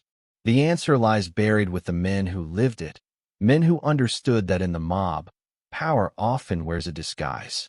Salerno's story isn't just about one man's rise and fall. It's about the way organized crime manipulates perception, about how an empire can be run by someone the world refuses to see. It's about the quiet calculation that sometimes the best way to hold power is to never let anyone know you have it. And for all the trials, the wiretaps, the headlines, the photographs of Fat Tony in a fedora and overcoat, smiling as he left court, the real story was happening somewhere else, out of sight, behind closed doors, in the mind of a man who made an entire city believe the wrong thing. That's the paradox of Anthony Salerno's power. He was both everything they said he was and not at all what they thought. And that truth, once it surfaced, only deepened the mystery. Because if the most visible boss in America was just a front, how many others were, too? Chapter 26, Legacy in the Underworld. The smoke still lingers, even decades later. It curls in the imagination, thick and slow, wrapping around the picture of a man in a fedora, leaning back in a chair, a cigar burning between his fingers as though time itself is in no hurry. That's the image that survived Anthony "Fat Tony" Salerno. Not the mugshots, not the prison yard, not the headlines calling him a crime boss or a front man. No, the image is of quiet command, the old world style of a man who could run an empire without raising his voice. That's the thing about the underworld. It doesn't just remember facts. It remembers feelings. And when the name Fat Tony comes up in whispered conversations in dimly lit bars or in the corner booths of old Italian restaurants, it's not fear that people speak of first. It's presence. That steady, unshakable presence. The kind that made you feel you were in the orbit of someone who had been in the game so long. He had nothing left to prove. In the old photos, he doesn't smirk. He doesn't scowl. He gives the camera almost nothing, and in that nothing, there's power. Because in the world he came from, words could betray you, but silence could crown you king. And Fat Tony was a master of the silent performance. He understood the value of letting others talk while he listened, letting them believe they had his measure while he was quietly measuring them. Even in his prime, he wasn't the kind of boss to grab headlines like Gotti, or to play the flamboyant role that television cameras loved. He wasn't draped in gold chains or strutting down sidewalks in $1,000 coats. His wealth wasn't in showmanship, it was in influence. He was from an older mold, the kind that treated flash as a weakness. Power, to him, was most effective when it was understated. Like a deep river, silent on the surface, unstoppable underneath. The Genovese family's mythology still carries his mark. Younger guys coming up in the rackets, even decades after his death, hear the stories. They hear about the man who could sit at a table for hours without ever saying what he really meant, who could make a decision with a slight nod, who could crush a deal or make it bloom just by showing up. They hear about the Harlem years, the construction rackets, the commission table, and they picture that cigar smoke halo. Law enforcement sees him differently. To them, he was a symbol of the kind of figure the RICO Act was built to bring down. A man they believed sat at the top of the food chain, controlling the flow of money and violence in New York City. And whether they later learned he had been the front boss or not, they still had to acknowledge his role in keeping the Genovese machine moving. Even as a decoy, he was effective. The Bureau will tell you, off the record, that men like Salerno were a different breed, harder to flip, harder to trap, and infinitely harder to read. His legend is kept alive not by the tabloids, but by the way his name still carries weight in the subculture of organized crime. Ask an old-timer in Little Italy about Fat Tony, and you won't get a quick answer. You'll get a pause, maybe a chuckle, and then a story that drifts between fact and fable. Maybe it's about the time Salerno settled a dispute without a single threat. Maybe it's about how he kept Harlem running like a well-oiled machine. Maybe it's about his uncanny ability to make everyone at a table believe he was their ally, even if half of them would end up on the losing side. It's easy to romanticize men like Salerno. Hollywood has been doing it for decades. But the truth, stripped of the warm glow of nostalgia, is that his world was built on control, fear, and the constant balancing act of loyalty and betrayal. The difference was, he made it look civilized. Even when the streets were bloody, he kept his suits pressed and his shoes polished. That contradiction, the violence of the life wrapped in the manners of a gentleman, was part of the reason his image endures.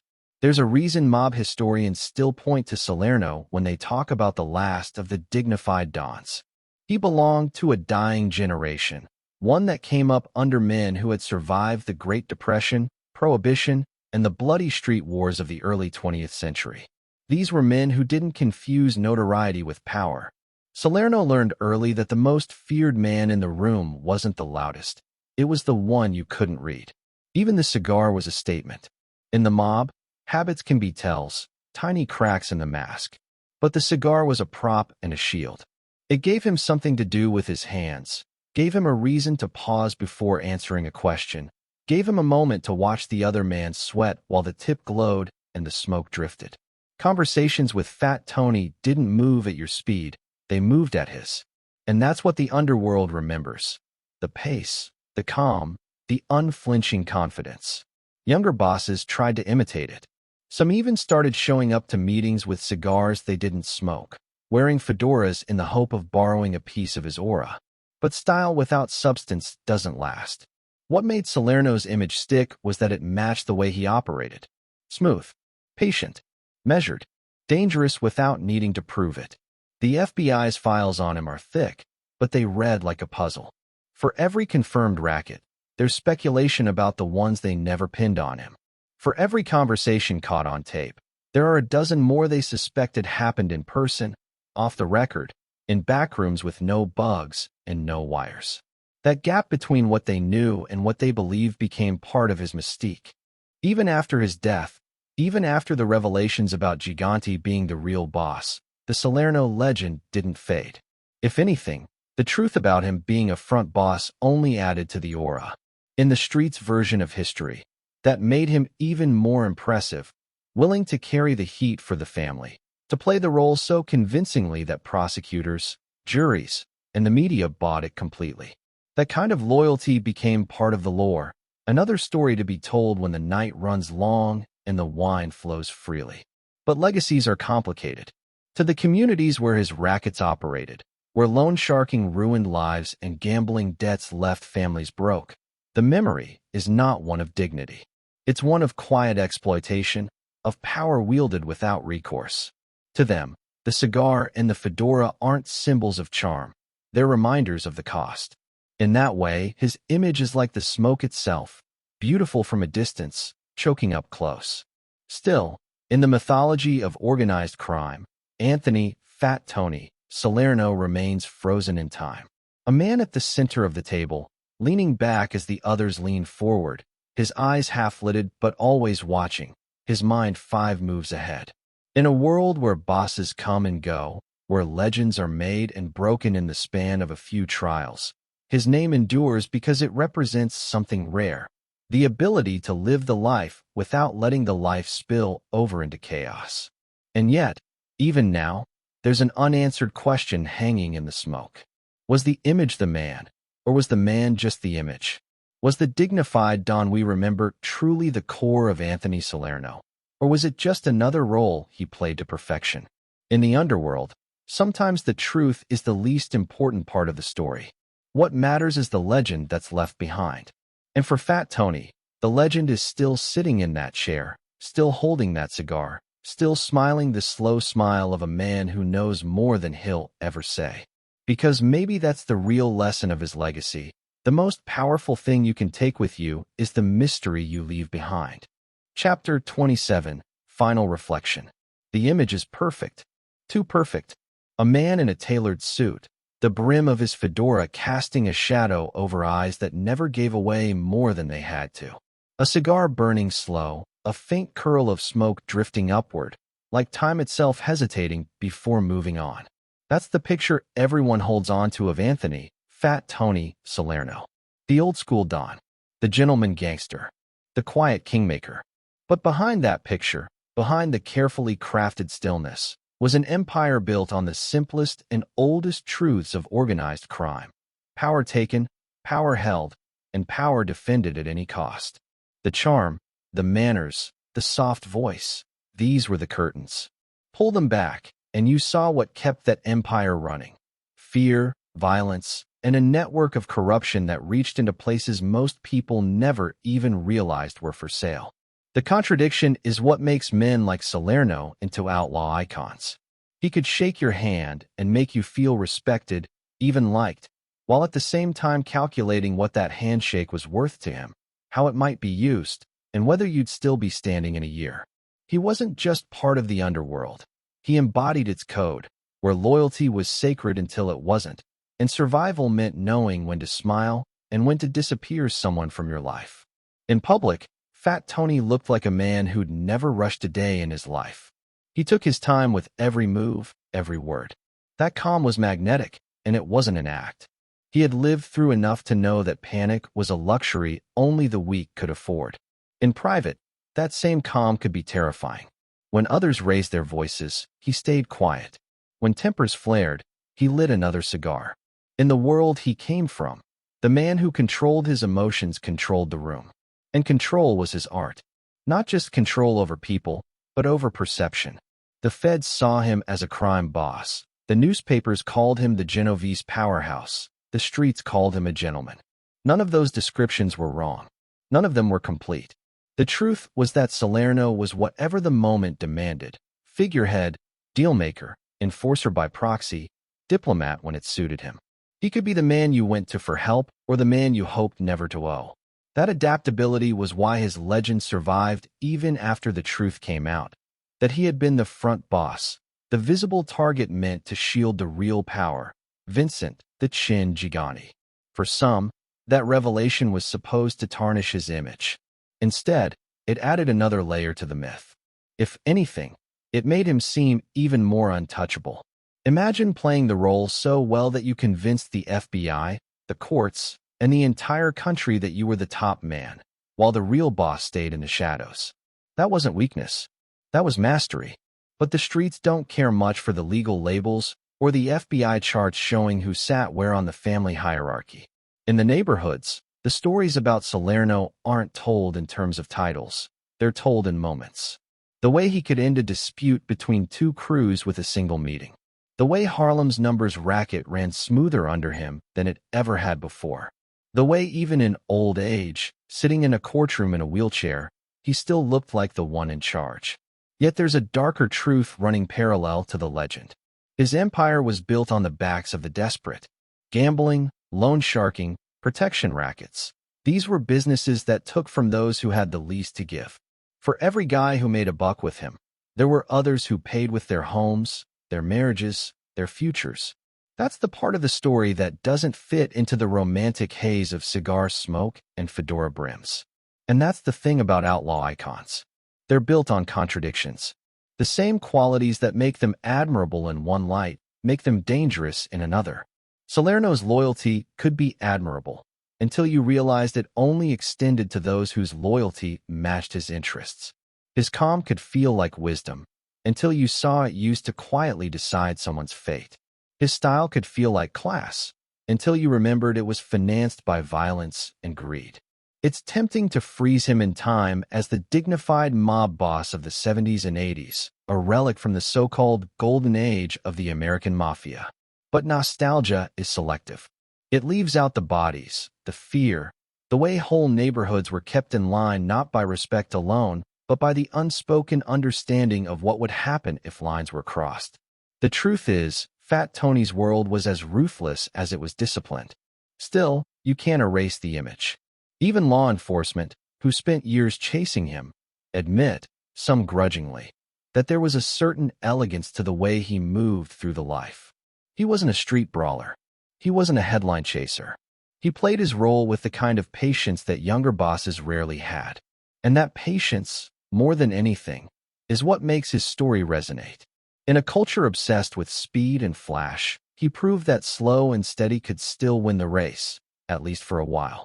In the end, he died the way most gangsters don't, of natural causes, behind bars, at an old age. No ambush in the street. No bullet through the windshield. For some, that's proof that he played the game right. For others, it's a reminder that the game itself has a way of trapping even its best players. Salerno spent his last years in a prison hospital, still a figure of respect to some, still a criminal to others, but removed from the streets that had built his legend. What's left now is the echo, the stories told in low voices, the grainy photographs, the mental picture of the cigar, the fedora, the unshakable calm. Those things survive because they speak to something deeper than the details of his cases or the specifics of his rackets. They speak to the allure of the outlaw who lives by his own code, even when that code is built on exploitation. And maybe that's the real power of Anthony "Fat Tony" Salerno's legacy. Not the money he made or the titles he held, but the way he could make people believe in the image, even when they knew better. He could be both the gentleman and the gangster, the protector and the predator, the face of tradition and the engine of corruption. That dual nature wasn't a flaw. It was the point. In the underworld, there's an unspoken truth. The line between legend and reality is as thin as cigar smoke. And Salerno knew how to keep that smoke swirling, how to make it impossible to tell where the man ended and the myth began. That's why his name still carries weight, long after the empire it stood for has shifted, splintered, or faded. But there's one last question that hangs over his story, unanswered. Was Fat Tony the last of his kind, or just the most convincing of them? Somewhere in that gap, between the gentleman and the gangster, the truth is still hiding. And maybe that's where it will always stay.